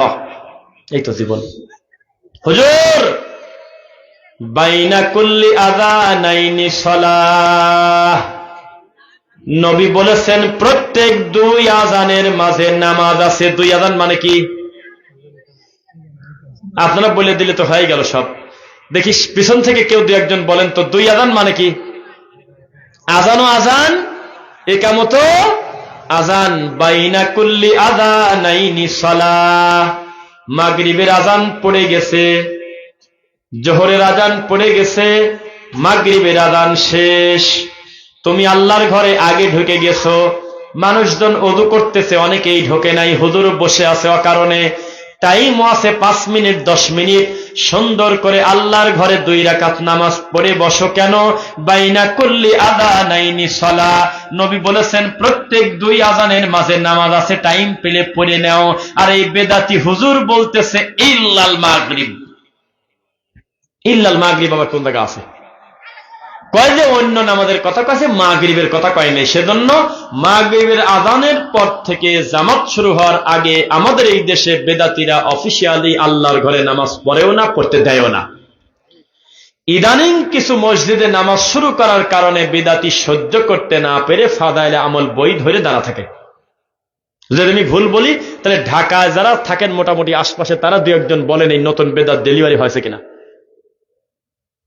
নতুন মাগরিবের আযানের পরে কিছু যুবক ঠিক পেয়ে গেছে, নবীর এই হাদিসটা জানে যে মসজিদে ঢুকে 2 রাকাত নামাজ পড়তে হয় মাগরিবের আযান এবং ইকামতের মাঝে। এই নামাজকে ঠেকানোর জন্য বেদাতি হুজুর মিথ্যা জাল হাদিসের বই বাইর করে, অথবা কোরআনও যদি বের করে পড়ে, ওই সময় তো তা পড়ার জিনিস না, মূলত 2 রাকাত নামাজ ঠেকাতে চাচ্ছে। বলেন নাউজুবিল্লাহ। সবাই তাকান, আল্লাহর নবী সাল্লাল্লাহু আলাইহি ওয়াসাল্লাম সফরে থাকলে আমাদেরকে বলেছেন তোমরা 4 রাকাত বিশিষ্ট ফরজকে খাটো করে 2 রাকাত পড়তে পারো, মাগরিব ঠিক রেখে, ফজর ঠিক রেখে, আসর, ঈশা তোমরা 4 রাকাতকে 2 রাকাত বানিয়ে ফেলো। নফল সুন্নাহর আলোচনাই নাই, কথা বোঝেন আমার? তবে এই নবী ফজরের নামাজের আগের 2 রাকাত সুন্নাহ, তার ভিতরের নামাজকে ছাড়তেন না। গুরুত্ব আছে কিনা? তো বেদাতিরা গুরুত্ব দিতে দিতে বউকে মা বলে ফেলছে। সুন্নাহর গুরুত্ব আছে, গুরুত্ব থাকা মানে কি ফরজ ভাই? গুরুত্ব থাকা মানে তার ফজিলতের মর্যাদা বেশি, কিন্তু সেটা কি ফরজের উপরে দেওয়া যায়? আমাদের এই দেশে ভাই বলতে গেলে বলতেছি, ভিতরে আমার গায়ের লোম দাঁড়ায় যাচ্ছে, এরা অমানুষ, এদের কি হায়া লজ্জা নাই? আল্লাহর ঘরে ফজরের নামাজ হয়, ভিতরে রানিং ফরজ চলে, আর বারান্দায় সুন্নাত পড়ে। দেখছেন? আপনি এই গ্রামে না পেলে বিয়ে বাড়ি চলে যান, আত্মীয় বাড়িতে যায় দেখেন, প্রত্যেকটা মসজিদে বেদাতি হুজুর বলছে তুমি 1 রাকাত পাবে বা রুকু পাবে, এমন যদি আশঙ্কা করা যায় তুমি আগে সুন্নাত মারো। ভিতরে আল্লাহর ঘরে ফরজ চলতেছে, অথচ মুহাম্মদ সাল্লাল্লাহু আলাইহি ওয়াসাল্লামের ফতোয়া কি? ইযা উকিমাতিস সালাহ ফালা সালাতা ইল্লাল মাকতুবাহ, একবার যদি ইকামত শুরু হয় ওই নামাজ সারা পৃথিবীতে আর কোন নামাজ, রুকু থাকলে রুকু বাদ, কয় না কথা, সেজদা থাকলে সেজদা, হাত বাঁধা থাকলে হাত বাঁধা, সব কর্ম বাদ। কারণ এই মুহূর্তে আল্লাহর ঘরে ইকামত শুরু হয়ে গেছে, রানিং ফরজে তুমি ঢুকে পড়ো, সুন্নাতের কাজ এখন আর চলে না। ফরজ যেহেতু দাঁড়িয়ে গেছে, ফরজের মুখামুখি সুন্নাত চলে না। আর এই বেদাতি বলছে 1 রাকাত যদি পাওয়ার আশঙ্কা থাকে বা রুকু পাবে, তাহলে তুমি বারান্দায় সুন্নাত চালাও। কোন জায়গা লেখা আছে এখনো পর্যন্ত এই কাজ করে? বুঝতেছেন না? নবী বলেছেন বিচারের মাঠে তোমাদের পক্ষে সাক্ষী দেবে আল্লাহর কোরআন, তোমাদের পক্ষে সাক্ষী দেবে তোমাদের হাতের আঙ্গুলের কর। আল্লাহ আমার এই আঙ্গুল দিয়ে কর দিয়ে গুনে গুনে তাসবিহ পড়েছে, সুবহানাল্লাহ পড়েছে, আলহামদুলিল্লাহ পড়েছে, আল্লাহু আকবার পড়েছে, লা ইলাহা ইল্লাল্লাহ পড়েছে, আল্লাহ তুমি তাকে ক্ষমা করে দাও। ফজিলত কম না বেশি? আর এই বেদাতি বলতেছে এত গুনার টাইম আছে নাকি, মেশিন কিনে এনেছে, কট কট কট কট করে মারে। মেশিন পাওয়া যায় না নাকি? রাস্তাঘাটে ঘড়ির মতো বিক্রি হয়, 100 টাকা পিস, 50 টাকা পিস, ছোট ছোট। একটু পর পর চাদর দিয়ে হাতটা ভিতরে ঢাকা আছে, লোকজনের ভিতরে কথা বলছে আর কট কট করে। কি করে রে? কয়েদের ভিতরে এই লাইনটা সোবানাকে মারতেছে একবারে 1,24,000। যদি কোনোদিন মরার আগে শেষ করতে পারে তাহলে একটা মৌতি খতম, এটা ডেলিভারি হয়ে যাবে। এই তো অবস্থা। অথচ সে জানে না আমার নবী আঙুল দিয়ে তাসবিহ গণনা করেছেন আর বলেছেন এগুলো বিচারের মাঠে তোমাদের পক্ষে সাক্ষী দেবে। সুবহানাল্লাহ। আমি কেন টেনশনে যাব? আমি চিন্তাতে যাব কেন? আমি কেন হাজার দানা তসবিহ গলায় নিয়ে ঘুরবো? এটা তো লোক দেখানো হয়ে গেল। আরে ফজরের নামাজ পড়ে হাদি সাহেব এত বড় একটা তসবিহ হাতে করে রাস্তা দিয়ে হাঁটে, লোকজন দেখে উনি তসবিহ পড়ে। কেউ কেউ মাছও কেনে, তসবির দানা ঠিকই রানিং থাকে, গল্পও করে তবু দানা নড়তেই থাকে, নামাজও পরে মুরগিও তাড়ায়। এটা কোন হিসাব? বান্দার প্রতি আল্লাহ জুলুম করেন না। ওয়ামাল্লাহু বিযাল্লামিল লিল আবিদ। আল্লাহ বলছেন যে আমি আমার দাসের প্রতি জীবনে কোনোদিন জুলুম করব না, করি না। আমাকে বলা হয়েছে তুমি 33 পড়ো, আমি কিসের জন্য মাথায় নিলাম যে 1,000 একবার কালেমা পড়লে কালেমা ডেলিভারি দিলে আমার গুনাহ ক্ষমা? কে বলেছে এই নীতি? মিথ্যা, ধোঁকাবাজ, এই বেদাতির কর্মকাণ্ড। ইউনূস আলাইহিস সালাতু ওয়াস সালাম পড়েছিলেন বিপদে পড়ে, আমার সাথে পড়েন লা ইলাহা ইল্লা আনতা সুবহানাকা ইন্নী কুনতু মিনাজ জালিমিন। কয়বার পড়েছে জানি না, পড়েছেন, এটা কথাই ঠিক। আমাদের প্রতি আল্লাহ জুলুম করেন নাই। আমরাও বিপদে পড়লে মাঝে মধ্যে পড়ব লা ইলাহা ইল্লা আনতা সুবহানাকা ইন্নী কুনতু মিনাজ জালিমিন। বাঙালি বানাইছে হলো বিসি খতম, 1.25 লক্ষ, তাই না? ওই যে তেঁতুলের বিসি, বুট, ছোলা, আর কি বড়র, না বড়র আটি, চন্দ্রন আটি, এই নারী ভুড়ি তুলে নিয়ে এসে একটা বড় একটা বাটিতে এতে কেজি দরে ওজন করে বাড়িতে এসে 1.25 লাখ বানাইছে। তারপরে হুজুরের কাছে গেছে মাদ্রাসায়, হুজুর যে একটা কোরামাইন মারে দেন। আমাদের এলাকায় বলে হলো কোরামাইন। এটা গল্প যে রুগী নয় বাঁচছে নয় মরবি, নয় একবারে ভালো হয়ে যাবি, নয় একবারে মরিয়া যাবি। এই পেশাব পায়খানা পরিষ্কার করে কিনা বিছনায় পড়ে আছে, কোনোটাই কোনো কাম হয় না। মাদ্রাসার হুজুর ডেকে নিয়ে এসে একটা ইউনুস খতম মারি দাও, একটা কোরামাইন মারি দাও। তখন হুজুরের কাছে গেছে, হুজুর একটা খতম পড়া লাগে। হুজুর বলছে দেখেন অন্য খতমে তো আসলে টাকা অল্প দিলেও হয়, টাইম কম লাগে, এটা তো লোক বেশি লাগে, 1.25 লাখ বারের কম আল্লাহ শোনে না। তো 1.25 লাখ বার যেহেতু পড়া লাগে বেশি খতম, টাকা কিন্তু 5,000 দেওয়া লাগবে নি। ঠিক আছে দিলাম। তখন এই হুজুর খতম পড়তে এসে যখন চলে গেছে, মাঝ পথে ফোন গেছে, হুজুর যার জন্য খতম পড়ছেন তিনি এই মুহূর্তে মারা গেলেন। হুজুর এমন নাম করে ফেলছে, হুজুরের ভিজিট বাড়ি গেছে, এলাকায় নাম হয়ে গেছে, হুজুর খতম করে যায় না এখনো, রোগী মরিয়ে গেছে। সবাই খুশি, ঝামেলাটা নাকি না, খুব খুশি সবাই। তখন আশেপাশের লোকজন, আল্লাহ আমি সব কথা তোমার কাছে রেকর্ড হচ্ছে, আল্লাহ আমি মিথ্যা বলতেছি না, বিশ্বাস করেন মিথ্যা বলতেছি না, আমি একজন হাফেজ, আল্লাহর কসম আমি জানি। তখন আমাদের হুজুরদের কাছে লোকজন এসে বলতে, হুজুর তাতে এই খতমের খুব পাওয়ার আছে। হুজুর বলতে এই খতম মানে হলো নয় মরে যাবে নয় বাইসে উঠবে একবারে।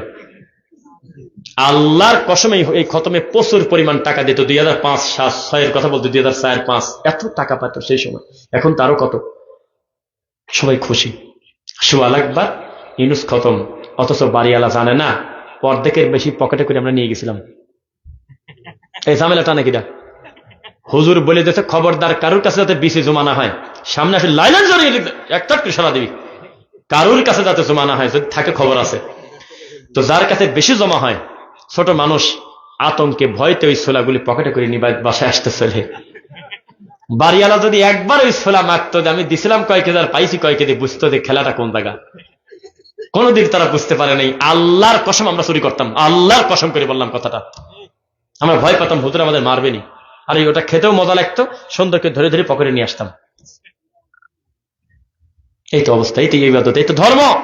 1.25 লাখ যখন পড়া শেষ, তখন একটা বড় জগ আনতে বলতে, হুজুর জগ, জগ বোঝেন পানির জগ, এই জগ ভর্তি পানি নিয়ে এসে প্রত্যেকটা ছেলেপেলের কাছে আরেকবার করে ফোঁ দিত।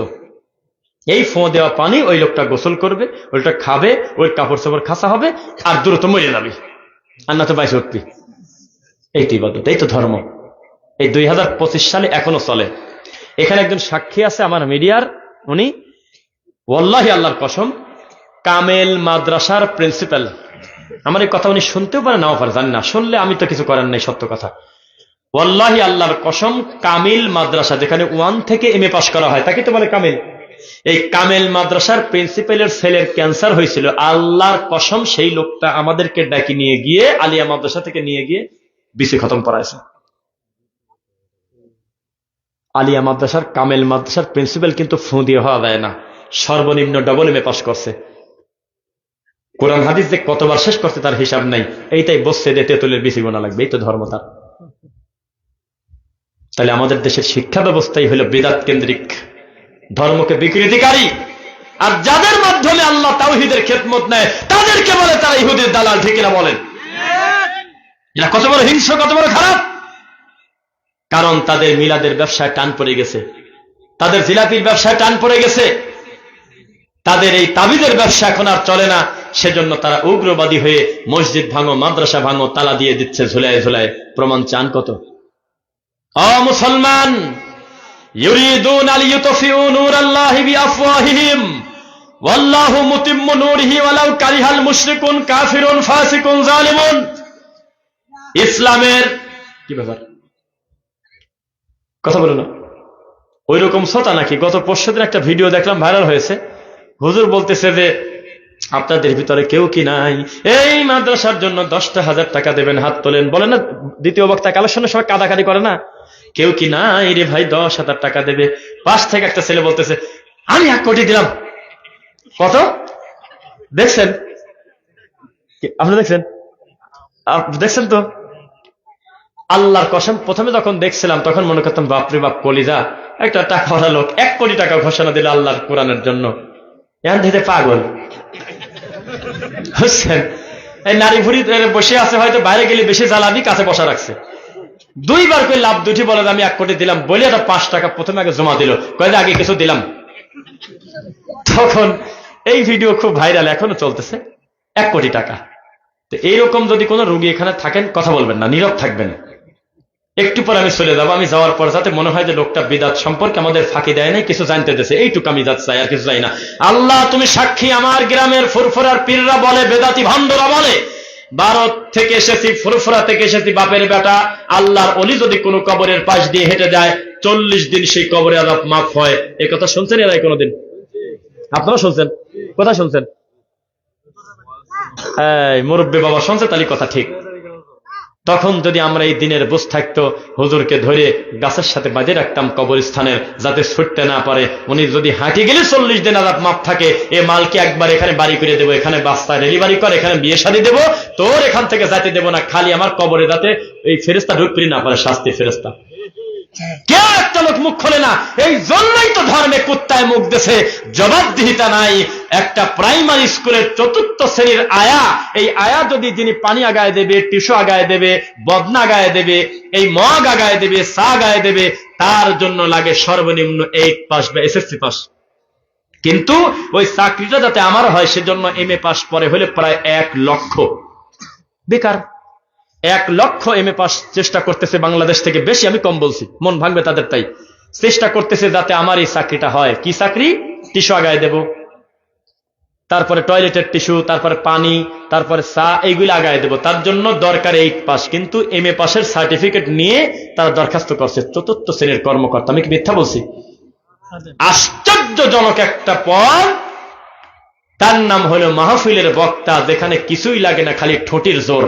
কুত্তার গল্প, ব্যাঙের গল্প, হরিণের গল্প, সাপের গল্প, বান মাছের গল্প, গরুর দুধও ছাড়ে নাই, গরুর দুধ আছে না, বানও ছাড়ে নাই। চরমনার পীর জি 4 মাযহাব হক, 4 মাযহাব আহলে হাদিসরা মানে না। 4 মাযহাব যে ফরজ আমরা বুঝবো কিভাবে? কয় যে বান 4টা না 2টা?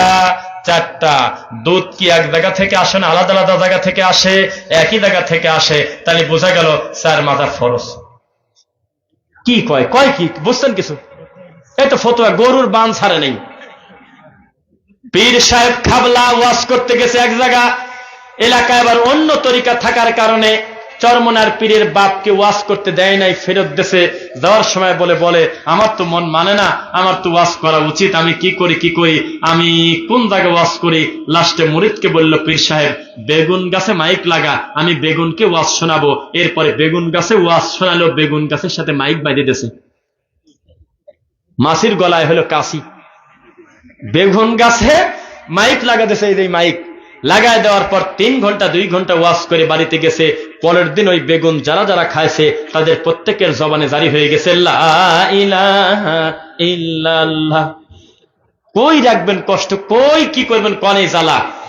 আমি রফিক বিন সাইদ যদি ওই ওয়াজের সময় বাম পাশে থাকতাম, আল্লাহ তুমি সাক্ষী, আমি চেয়ার ধরে আজ থেকে উল্টে ফেলা দিতাম। একটা শ্রোতা কেন এটা বোঝে না, সভাপতি কেন বুঝলো না যে আল্লাহ আমার তো জবাবদিহি করতে হবে, এটা তো ধর্ম। আল্লাহ আমার চোখের সামনে রামায়ণের গল্প করে, জানোয়ারকে পিটা মারিয়ে দে, কয় কিরে এ ধরে প্রশাসনে দে, মেন্টালে দে, পাবনা গাড়ি ভাড়া দি, কয় কিরে। কেউ কিচ্ছু করে, সবাই বলতেছে আল্লাহু আকবার, সুবহানাল্লাহ। বাবা এই জন্যই তো এই নোংরা বক্তা এই দেশে এত বেশি হয়েছে। এই দেশের প্রধান বক্তার নাম ছিল একটা সময় তোফাজ্জল বৈরাগী, বজর রশিদ ল্যাংটা, দাঁতগুলো তরমুজের বেশি, সারাদিন জাল হাদিস বলে আর বউ ছেলে পেলের গল্প বলে, নোংরা কথা বলে আর বলে ও হোসেন তুমি বড় না আমি বড়, আর উমার রাদিয়াল্লাহু আনহু নাকি হোসাইনের থাপ্পড় দি বলে দাঁতের মারি ভেঙে দিয়েছে। কই আছে সব কথা? এইসব নোংরা মিথ্যা গল্প দিয়ে ওয়াজ করছিল। তারা ছিল একটা সময় বড় বক্তা। হাবিবুর রহমান যুক্তিবাদী ছিল, এই জাতির সবচেয়ে বড় মাওলানা, যাকে আনতে সেই সময়ে টাকা গুনতে হতো প্রায় 50,000। যখন আমাদের ডেলিভারিও হয় নাই, তিনি মিরাজের ওয়াজের তখন কানে হাত দিয়ে টান দিত, হাউমাউ করে গলা কাটা মুরগির মতো মানুষ কান্না করছে আর বলছে ভিতরটা ভরে গেছে। অথচ পরবর্তীতে দেখলাম এর নাম হলো গাভীর সোনা দিয়ে সিরিভিদি খাওয়া। কিসের সোনা?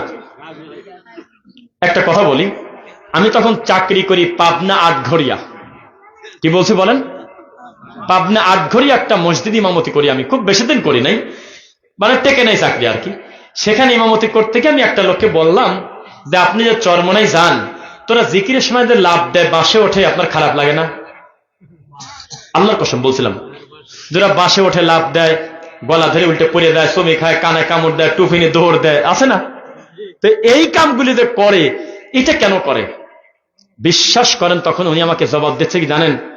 এটা সব টাইমে করে না। যখন আল্লাহর ইশক ঢুকে পড়ে, যখন ভিতরে প্রেম ডুবে যায়, তখন কোনটা মাইক কোনটা লাইট কিছুই বোঝে না, উল্টে উল্টে পড়ে। এটা হলো সবাই না, এটা যারা একটা বড় পর্যায়ে যায় তারা। তখন আমি বললাম যে একটা কথা বলি, এই যে তারা লাভ দেয়, বাসে ওঠে, মাইক নিয়ে দৌড় দিচ্ছে, কামড় দিচ্ছে, টুপি নিয়ে দেয়, ঘাড়ে উঠে দেখছি এক মাল আমার ডিগবাজি দিচ্ছে, জায়েদ খান ফেল, ও ঘাড়ের পর পাও দিয়ে বাঁশ ধরে এইভাবে উল্টা মারতেছে। তো পরে আমি বললাম যে মাইকালা তো বাম পাশে থাকে, এখানে মাল্টিপ্লাক থাকে, কোনোদিন দেখলাম না যে উল্টে পাল্টা করতে করতে মাল্টিপ্লাকের মধ্যে হাত ভরে দিয়েছে। কোনোদিন দেখছেন? এই যে বাসে উঠতেছে, বাসে, এই বাসের সাথেই কিন্তু এই রড লাইটটা আছে। একটা দিন দেখলাম না যে রড লাইটটা কামড় দিয়েছে। কোনোদিনও দেখলাম না যে পুরা ল্যাংটা কাপড়ের অংশটুক ঠিক রাখার পরে লাভ দেয়। ল্যাংটা ডাইরেক্ট হয় না। কোন সময় কারেন্টের তার লাল আর কালো তার একখানে করে কামড় দেয় না, দিছে যে মাল্টিপ্লাকের মধ্যে হাত ভরে দিয়েছে। দেখছেন? খালি বাসে, খালি এই কাপড় এইটা নিয়ে টান দেয়, মাইক খুলিলে জোর দেয়। দেখছেন? তখন বললাম যে আচ্ছা, দুনিয়ার সবচেয়ে দামি মানুষ হলেন মুহাম্মদ সাল্লাল্লাহু আলাইহি ওয়াসাল্লাম, তিনি আল্লাহকে জিকির করেন নাই? কয় করছে। কারণ আমার নবী জিকির করতে করতে একটা পর্দায় 1 ইঞ্চি নড়াচড়া করে ফেলছে, যদি কেউ প্রমাণ দিতে পারে তাহলে আমরা চরমনাই চলে যাব। কয় না, তা পাওয়া যায় না। আবু বকর সিদ্দিক আল্লাহর নামে জিকির করতে করতে তার হালটা এমন হয়েছে, ইশক ঢুকে গেছে ভিতরে, তখন তিনি 1-2 হাত একটু নড়াচড়া করে ফেলছে, এরকম পাওয়া যায়? কয় না। তাহলে এত ইশক আসে কোন জায়গা থেকে? ভণ্ডামি। কি? আরে ভাই, ভণ্ডামি বলে উড়াই দিচ্ছেন কেন? তার ডানে বামে হাজার হাজার মুফতি বসে আছে, তারা 30 বছর কোরআন পড়ছে, হাদিস পড়ছে। এই লজ্জা কোথায় রাখবেন বলেন? নিজেদেরকে হুজুর বলে, নিজেদেরকে মাওলানা বলে, নামের আগে শাইখুল হাদিস, আল্লামা। আহলুল হাদিসদেরকে সবচাইতে নোংরা ভাষায় যারা গালি দেয়, তার একজন হলো মুফতি রেজাউল করিম আবরার। আমি কি মিথ্যা বলছি? নাম শুনতেন নাকি রেজাউল করিম আবরার? সেই লোকটা এই ভণ্ড ঠাকুরের পার কাছে বসে থাকে। যদি ভুল হয় আমাকে বলেন, কয়েকদিন আগে তার একটা নতুন জিকির ভাইরাল হয়েছে, এইভাবে মারতেছে। দেখছেন? কে দেখছেন? না সবই দেখছেন, মাশাআল্লাহ। কি করতেছে বলেন তো, আপনি বলেন, সবার সামনে বলেন কি করতেছিল এই জায়গায়। তাহলে কথা কি মিল পাচ্ছেন মুরব্বীরা? ওনাকে দিয়ে বলানোর উদ্দেশ্য, কারণ এই বাবাজির হাতে মোবাইল নাই আমি জানি, আমার এই মুরব্বী বাবাজির হাতে অ্যান্ড্রয়েড ফোন নাই আমি জানি, সেজন্য আমি সাক্ষীটা নিয়ে নিলাম। যেই লোকটা আহলুল হাদিসদেরকে গালিগালাজ করে, যেই লোকটা নাসিরউদ্দিন আলবানী রাহিমাহুল্লাহকে অপছন্দ করে, নোংরা ভাষায় গালি দেয়, যেই লোকটা আমাদেরকে বিভিন্ন ভাষায় গালিগালাজ করে, ইহুদির খ্রিস্টানের দালাল পর্যন্ত বলে, এক হাতে মুসাফা করলে বলে ইহুদি খ্রিস্টান দালাল হয়, আমরা লাল ঘুমটা নাই আমাদের আলেম, সেজন্য নোংরা ভাষায় গালি দেয়, সেই মানুষটা জেকের করতেছে এরকম করে, এরকম মারতেছে, ও মনে করছে মনে হয় ক্যামেরায় উঠবে না, মুরিদদের থেকে মাথা কমই নাড়াচ্ছিল, কিন্তু এটা ভিডিওতে উঠে গেছে, হাজার হাজার মানুষ ট্যাগ করতেছে, ও আবরার হুজুর এই জিকিরের দলিল আছে কোন জায়গা? এখন পর্যন্ত একটা ভিডিও দিয়ে বলল না এই জিকিরের দলিল পাইছি, পুরাটাই ভণ্ডামি। বিশ্বাস রাখেন আমরা আপনারা, এই ধানীখোলার মানুষ যদিও জানে তবুও বলি, আল্লাহর এই পৃথিবীতে ইসলামের মেইন পাহারাদার হলেন আহলুল হাদিসরা, আহলুস সুন্নাহ ওয়াল জামাতের লোক ইনশাআল্লাহ। তারা কোনো বেদাতকে প্রশ্রয় দেয় না, কোনো শিরিককে প্রশ্রয় দেয় না, দিতে পারে না। ইনশাআল্লাহ আগামীর দিন হবে কোরআন সুন্নাহ দিন ইনশাআল্লাহ। আমরা ধর্মের নামে মানুষকে মিথ্যা কথা বলে ফাঁকি দিয়ে পরকাল হারাবো না, মানুষকে হারাতে দেব না, বলেন ইনশাআল্লাহ। রাসূল সাল্লাল্লাহু আলাইহি ওয়াসাল্লাম বলেছেন, মান আমিলা আমালান লাইসা আলাইহি আমরুনা ফাহুয়া রাদ। আমল মনে করে যেটা তুমি করলে, যে আমলটা আমি নবীর ছিল না, পরবর্তীতে যতই ভালো মনে করে করো তা বাতিল বাতিল বাতিল, তা প্রত্যাখ্যাত। আমাদের এই দেশে বেদাতি আমল বেশি না সুন্নাতি আমল বেশি? হ্যাঁ, একটা কথা বলি, সবাই তাকান, আমাদের ভিতরেও কিছু ঠান্ডা হুজুর আছে। কি হুজুর? বেশি পণ্ডিত বোঝেন নাকি? অতি পণ্ডিত আমাদেরকেও মাঝে মধ্যে বলে আমাদের হুজুরদের একটু আস্তে বলতে হয়, বেদাত শিরিকের ব্যাপারে এত কড়া কথা বলা লাগে না, আস্তে আস্তে ঠিক হবে। তো এরকম একটা পণ্ডিতকে ধরে বললাম যে আহলে হাদিস কয়, জি আহলে হাদিস আমি বললাম যে বেশি পণ্ডিত হয়ে গেল না? আল্লাহ নবীর এক সাহাবী আর এক সাহাবীর পাঞ্জাবি টান দিয়ে ধরি বলতেছে বসেন। বলেন তো কি কারণে বলছিল এটা? মনে নেই না? মনে না থাকে অন্যায় না, মানে মনে করাই দেবো। যাক্কির ফাইন্না যিকরা তানফাউল মুমিনিন, মুমিনের সবকিছু মনে থাকবে সেটা জরুরি না, তবে আমরা স্মরণ করাই দেব। এক সাহাবী আর এক সাহাবীর পাঞ্জাবির টাইনি নামাজছে ঈদের মাঠে। কেন? কারণ জুমার নামাজের খুতবা আগে নামাজ পড়ে, ঈদের নামাজের খুতবা পরে নামাজ আগে। আপনি আগে খুতবা দিতে উঠলেন কি কারণে? এত পণ্ডিত আপনি হইছেন। আমরা কড়া কথা বলি বেদাতির বিরুদ্ধে জন্য, আমাদের আহলে হাদিসেরই কিছু লোক অতি পণ্ডিত কয় যে বেদাতির ব্যাপারে অত কড়া কথা বলা লাগে না, আস্তে আস্তে ঠিক হবে, তুমি তো ঠান্ডা হুজুর, তোমার কারণেই তো এই বেদাতি সাহস পায়। অথচ সাহাবীরা বেদাতির ব্যাপারে এত কঠোর ছিলেন, একজন আরেকজনের পাঞ্জাবির টাইনি বসা দেয়, কয় খুতবা দিতে দেব না। কে কয় যে আমার নবী আমার জীবদ্দশা আমি দেখছি দুই চোখ দিয়ে, কোনোদিনও ঈদের নামাজের আগে খুতবা দেয় নাই, আপনি আগে নামাজ পড়বেন তারপর খুতবা। কয় যে লোকজন উঠে চলে যায়, সেজন্য দুইটা কথা বলতেছি, শুনবো না, আগে বসেন। পাঞ্জাবি দুই টান মারছে। সাহাবীরা চলে গেছে আল্লাহর ঘর মসজিদে, যায় দেখে জিকির করতেছে জোরে জোরে। সঙ্গে সঙ্গে অস্বাভাবিক হয়ে বলল, কে রে? হ্যাঁ কে? আমার নবীর গায়ের পোশাক এখনো পুরাতন হইল না, তার পরিহিত পোশাক এখনো পর্যন্ত ওই রকমই আছে, আর তোমরা এখনই নতুন বেদাত শুরু করলে? ওয়াল্লাহি আল্লাহর কসম, এর উপরে যদি তোমরা টিকে থাকো, লা আফলাহা ইয়াউমাল কিয়ামা, বিচারের মাঠে তোমরা পরিত্রাণ পাবে না। আমার নবী এইভাবে কোনোদিন মসজিদে জিকির আজগার করে নাই গোল হয়ে। থামো। আর আমাদের দেশের হুজুররা কি বলে? কয় যে একাই ঠিক হবে একদিন। কি কয় পাগল? একাই ঠিক হবে? এই 2025 সালে এখনো পর্যন্ত ব্যাঙের গল্প বলে, কুত্তার গল্প বলে, পীরের বাঘের গল্প বলে, বদনাদি বাঘ মারার গল্প বলে, জায়নামাজের উপর দিয়ে উড়ে যাওয়ার গল্প বলে, এখনো হরিণের গল্প বলে, এখনো বাপদাদার কিচ্ছা দিয়ে ওয়াজ করে। এ জাতি একা একা কবে ঠিক হবে? আমার কাজ বলেই যাবো বেদাতির পরিণতি ইনশাআল্লাহ ইনশাআল্লাহ ইনশাআল্লাহ। ও কবে ভালো হবে তা আমি জানি নাকি? আমাদের দাওয়াতি কাজ কখনো বন্ধ হবে না, বলেন ইনশাআল্লাহ। নাকি নরম হওয়া যাবে? ও মুসলিম, ও ভাই, সবাই যদি ঠান্ডা হুজুর হতো আমাদের আহলে হাদিসদের ভিতরে, এই বেদাতি ইউনিয়ন পরিষদ বেশি খাইত। ইউনিয়ন পরিষদ বেশি খাওয়া মানে একটু অন্যদিক খোঁচা মারছে, এটা বুঝে নিয়েন। কোনো কিছু খাওয়া যখন পারবে না, পরিষদে বেশি ফেলছে যা। তো এই বেদাতি এমনি তাবিজের ভিতরে কোরআন ভরি টাকা খায়। কি এই বেদাতি এমনি মিলাদকে দরুদকে দাফন করে দিয়েছে মিলাদ দিয়ে। এই বেদাতি এমনি আল্লাহর নবীকে মিশে ফেলছে। এই বেদাতি এমনি আল্লাহর থেকে বড় মান দেয় পীর ফকিরকে। এই বেদাতিকে যদি আমরা সব হুজুররা নরম হয়ে বলতাম, ও বাবারা সোনারা, বেদাত করলে কিন্তু পাপ হয়, ওরা কথা তো আমার কি। যখন আমি কড়া কথা বলবো, বেদাতি, বেদাত করলে ইবাদত কবুল হবে না, যত ভালো মনে করো করো, কাজ হবে না, বিচারের মাঠে আল্লাহর রাসূলের কাছে হাউজে কাউসারের পানি নসিব হবে না, তোমাদের পরিণতি হলো জাহান্নাম। তখন বুঝবে বাপরে বাপ, বেদাত এত খারাপ। আর যদি কানে হাত দি বলি বেদাত করলে কিন্তু পাপ হবে, কথা আমার কি তাই? এ কথার কোনো ফিলিংস আছে? এই যে বক্তারা কানে হাত দিয়ে হু হু করে কাঁদে 2টা ঘন্টা, এই কথার কোনো প্রভাব পড়ে মানুষের ভিতরে? কিছুই না, বাদাম খাচ্ছে, চা খাচ্ছে। এর আগে একটা বক্তব্য দেখলাম, শেখ আমানুল্লাহ বিন ইসমাইল মাদানী বক্তব্য দিচ্ছে, কিরাদিন পাশে বিড়ি খাচ্ছে, জাস্ট মন মতো ঝাড়েছে, হায় রে কপাল, জালসায় বসে বিড়ি খাস। সেটাই আমাদের এইরকম, এক বৈঠকে জালসায় হাফ কেজি বাদাম খাইছে 10 জন মিলি, ঠিকই পায় না এই বক্তা। তাহলে ওর ধ্যানটা ছিল কোন দিক? জিলাপি খাচ্ছে জালসায় বসে, এই তো শ্রোতা। এই জন্য এমন ভাবে কথা বলতে হবে, মাইকের আওয়াজ যতদূর যায় তারা যাতে বুঝতে পারে যে কিছু একটা বলে গেছে। 40তম তাফসীরুল কোরআন মাহফিল, 50তম তাফসীরুল কোরআন মাহফিল, 50 জন মানুষ আল্লাহর দিন বোঝে না, তাফসীর করে যাচ্ছে। তাফসীর কাকে বলে শুনবেন? তাকান আমার দিকে। কুল হুয়াল্লাহু আহাদ, হে নবী আপনি বলেন আল্লাহ এক। কে বলেছেন বলেন? মুহাম্মদ সাল্লাল্লাহু আলাইহি ওয়াসাল্লামকে আল্লাহ বলতে বলেছেন কুল হুয়াল্লাহু আহাদ, হে নবী আপনি বলে দেন আল্লাহ এক। কোন নবী?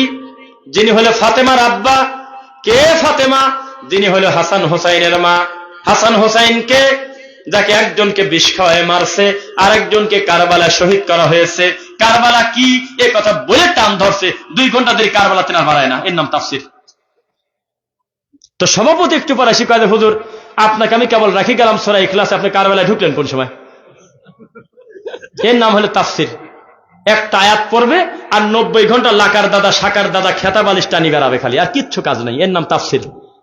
আরে বাবা, জাতির ডাইরেক্ট জিনিস বলো, সামাজিক জাহিলিয়াত বলো, সুদ বলো, ঘুষ বলো, ধর্মীয় জাহিলিয়াত কাকে বলে, বেদাত কাকে বলে, শিরিক কাকে বলে, তাওহীদ কাকে বলে, আকীদা কাকে বলে, মানহাজ কাকে বলে, দিন কাকে বলে, কিচ্ছু বলতে কিছু বোঝে না। কয় যে তাফসীরুল কোরআন, তাফসীরুল কোরআন আবার কাকে বলে? রাগ করতেছেন মনে হয়, আস্তে করে কই, মাইকে উঠে যাবে নি? আগামীকালকে আমার ওয়াজ আছে এক জায়গা, এখান থেকে প্রায় 300-350 কিলো হবে।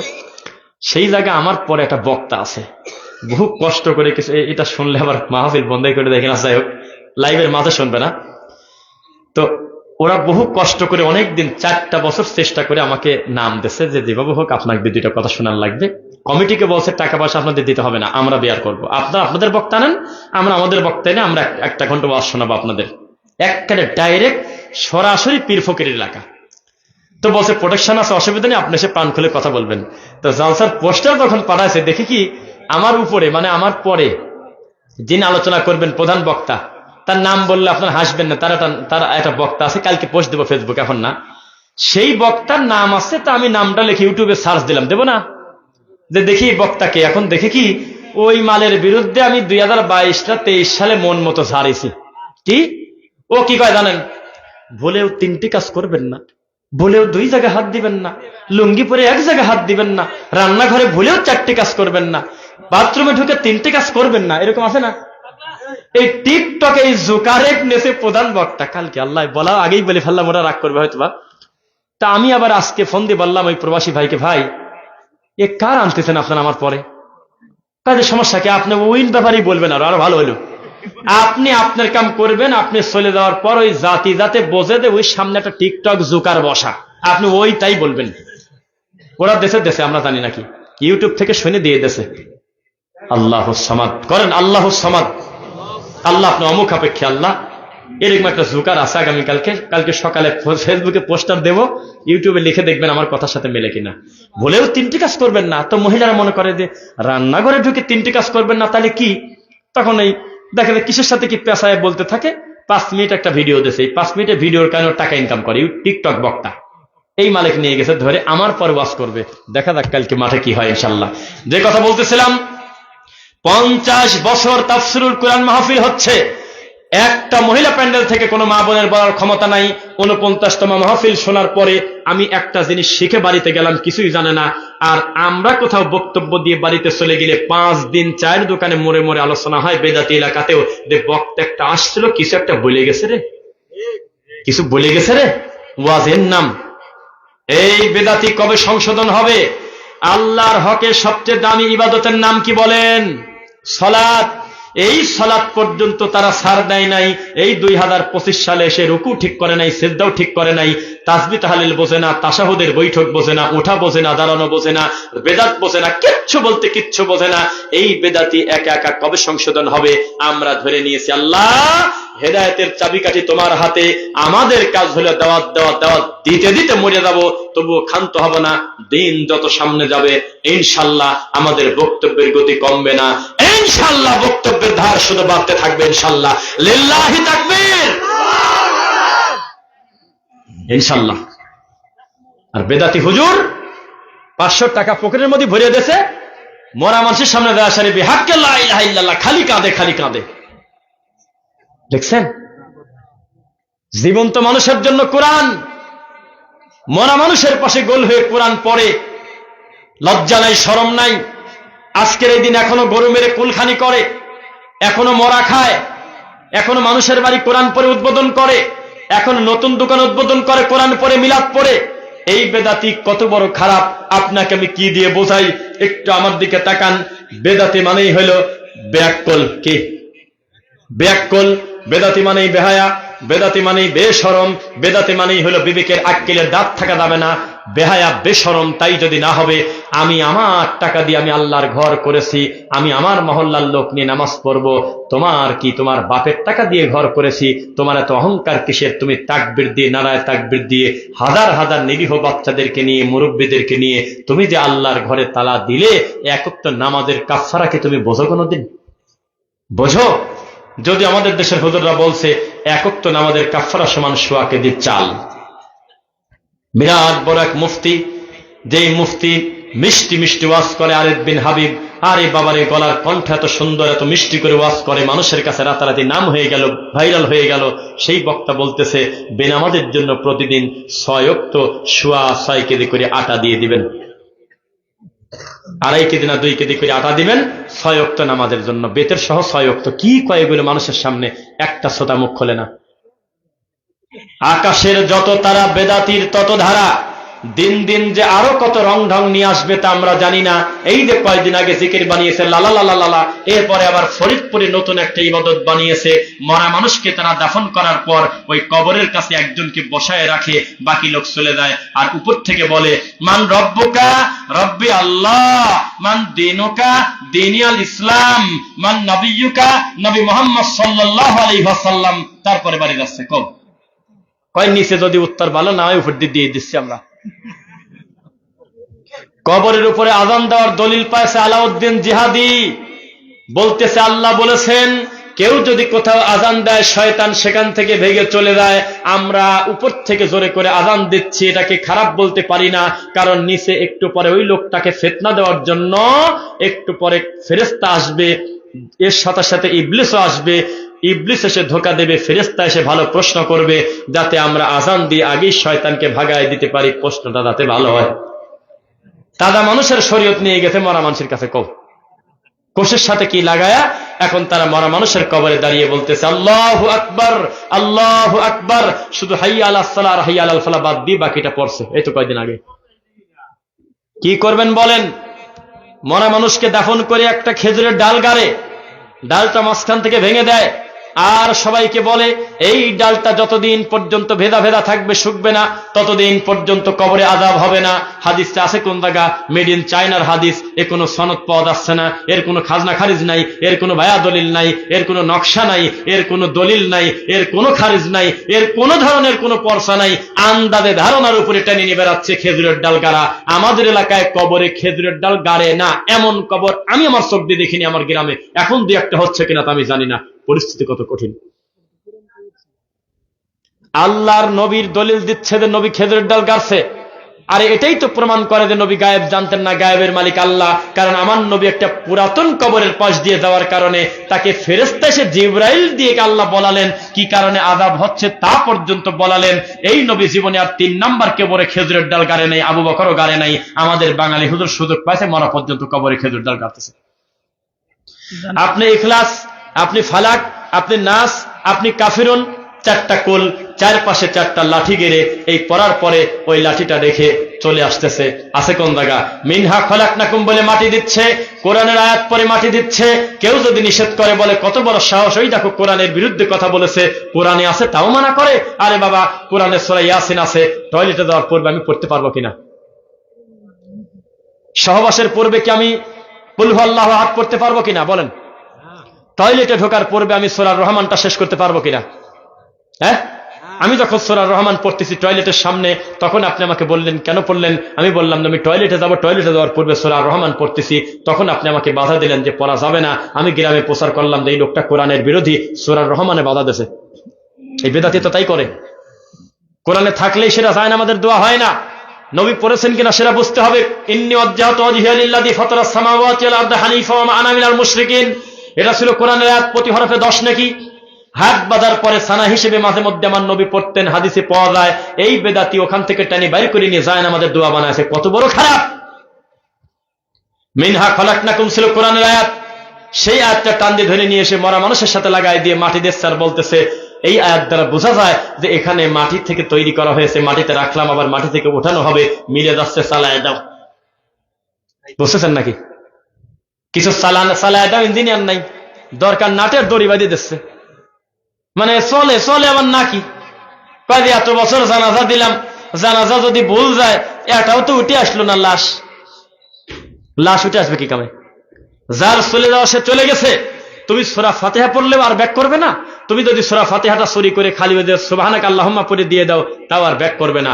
তার মানে বুঝতে হবে, সংশোধন করতে হবে আমাদের এলাকায় গিয়ে যদি আপনি বলেন যে ও আমার মুসল্লিয়ানে কেরাম, আমার আব্বা মরে গেছে, আপনারা সবাই বিসমিল্লাহ বলে মাটি দেন, বিসমিল্লাহ আলা মিল্লাতি রাসূলিল্লাহ বলেন। এই কথা বলার পরে যদি মায়ের না খান, আমাকে বলেন পরিস্থিতি কত কঠিন করে ফেলবে তারা। সাবধান, এই জাতি বোঝে না কোরআন কি হাদিস কি। দিনের পর দিন, মাসের পর মাস এইভাবেই চলছে বেদাতের মহড়া। আল্লাহ তুমি হেদায়েত দাও, আল্লাহুম্মা আমিন। আমি আর মোটেও কথা বলবো না, আমার বর্ডার লাইন চলে এসেছে। এতদিন পর্যন্ত যত বক্তব্য করেছি, আপাতত শেষের দিকে দেখবেন সব 1 ঘন্টা 2 মিনিট, 1 ঘন্টা 3 মিনিট, 1 ঘন্টা 6 মিনিট, 58 মিনিট, এইরকম দীর্ঘ সময় বক্তব্য দিয়ে মাঠ নষ্ট করি না। তবে আমি শুকর আদায় করি, এই ধানি খোলার মাটিতে একটা শ্রোতা আমি ওঠার পরে আলহামদুলিল্লাহ তারা হট্টগোল করে নাই, তারা উঠে যায় নাই। শুকরিয়া, আলহামদুলিল্লাহ। আপনাদের একাগ্রতার কোনো ত্রুটি ছিল না। এই বাগানটা, এই তাওহীদের বাগানটা যারা সাজিয়েছেন, আল্লাহ তুমি তাদের কবুল করো আল্লাহ। আফজাল ভাই আমাকে খাবার সময় বলছে কয়েকবার যে আমাদের মনে বড় আশা, এই ফুরকানিয়া, নুরানি এগুলো নাম বাদ দিয়ে আল্লাহর পূর্ণাঙ্গ কোরআনের একটা প্রতিষ্ঠান আমরা এখানে পরিবেশ করে দিয়ে যাব। আমাদের জন্য দোয়া করবেন। আমরা আশা করি যে ইনশাল্লাহ কিছু কাজ হবে, আল্লাহুম্মা আমিন। আমার আফজাল ভাইয়ের পক্ষ থেকে মহিলাদের ব্যাপারে আমরা কিছু বেদাতের কথা বলি, 2-1টা বলি, তারা যেহেতু শুনবে একটু দ্রুত খেয়াল করবেন আমাদের দিকে। আমাদের মা বোনদেরকে বেদাতি হুজুর বলে দিয়েছে তোমার নামাজ আর আমাদের নামাজ আলাদা। কই পাইছে সব কথা আমরা জানি না। পুরুষ আর মহিলার নামাজ 2 রকম না আমাদের দেশে, অথচ রুকু এক, সেজদা এক, হাত বাঁধা এক, সব এক। শুধুমাত্র ইমামতিতে ভিন্ন আছে আর ভুল গেলে ভিন্ন আছে। ইমামতিতে ভিন্ন কাতার হবে না, আর ভুল গেলে আমরা বলবো সুবহানাল্লাহ, তারা হলে হাতে হাতে তালি মারবে, শেষ। আর কোনো আদায়গত পার্থক্য নাই।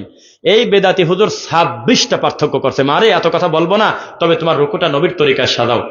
তুমি যে সেজদা দিচ্ছ, হাতটা একেবারে মিশাই দিচ্ছ, করা যাবে না। তুমি হাতটা উঁচু রাখো। তুমি যে রুকুতে গেলে নামমাত্র কোন রকম মাথাটাই করে টান মারলে আর বললে মহিলাদের এরকম করতে হয় না, কোনো হাদিসে লেখা নেই। তাকান, খেয়াল করেন আমার দিকে।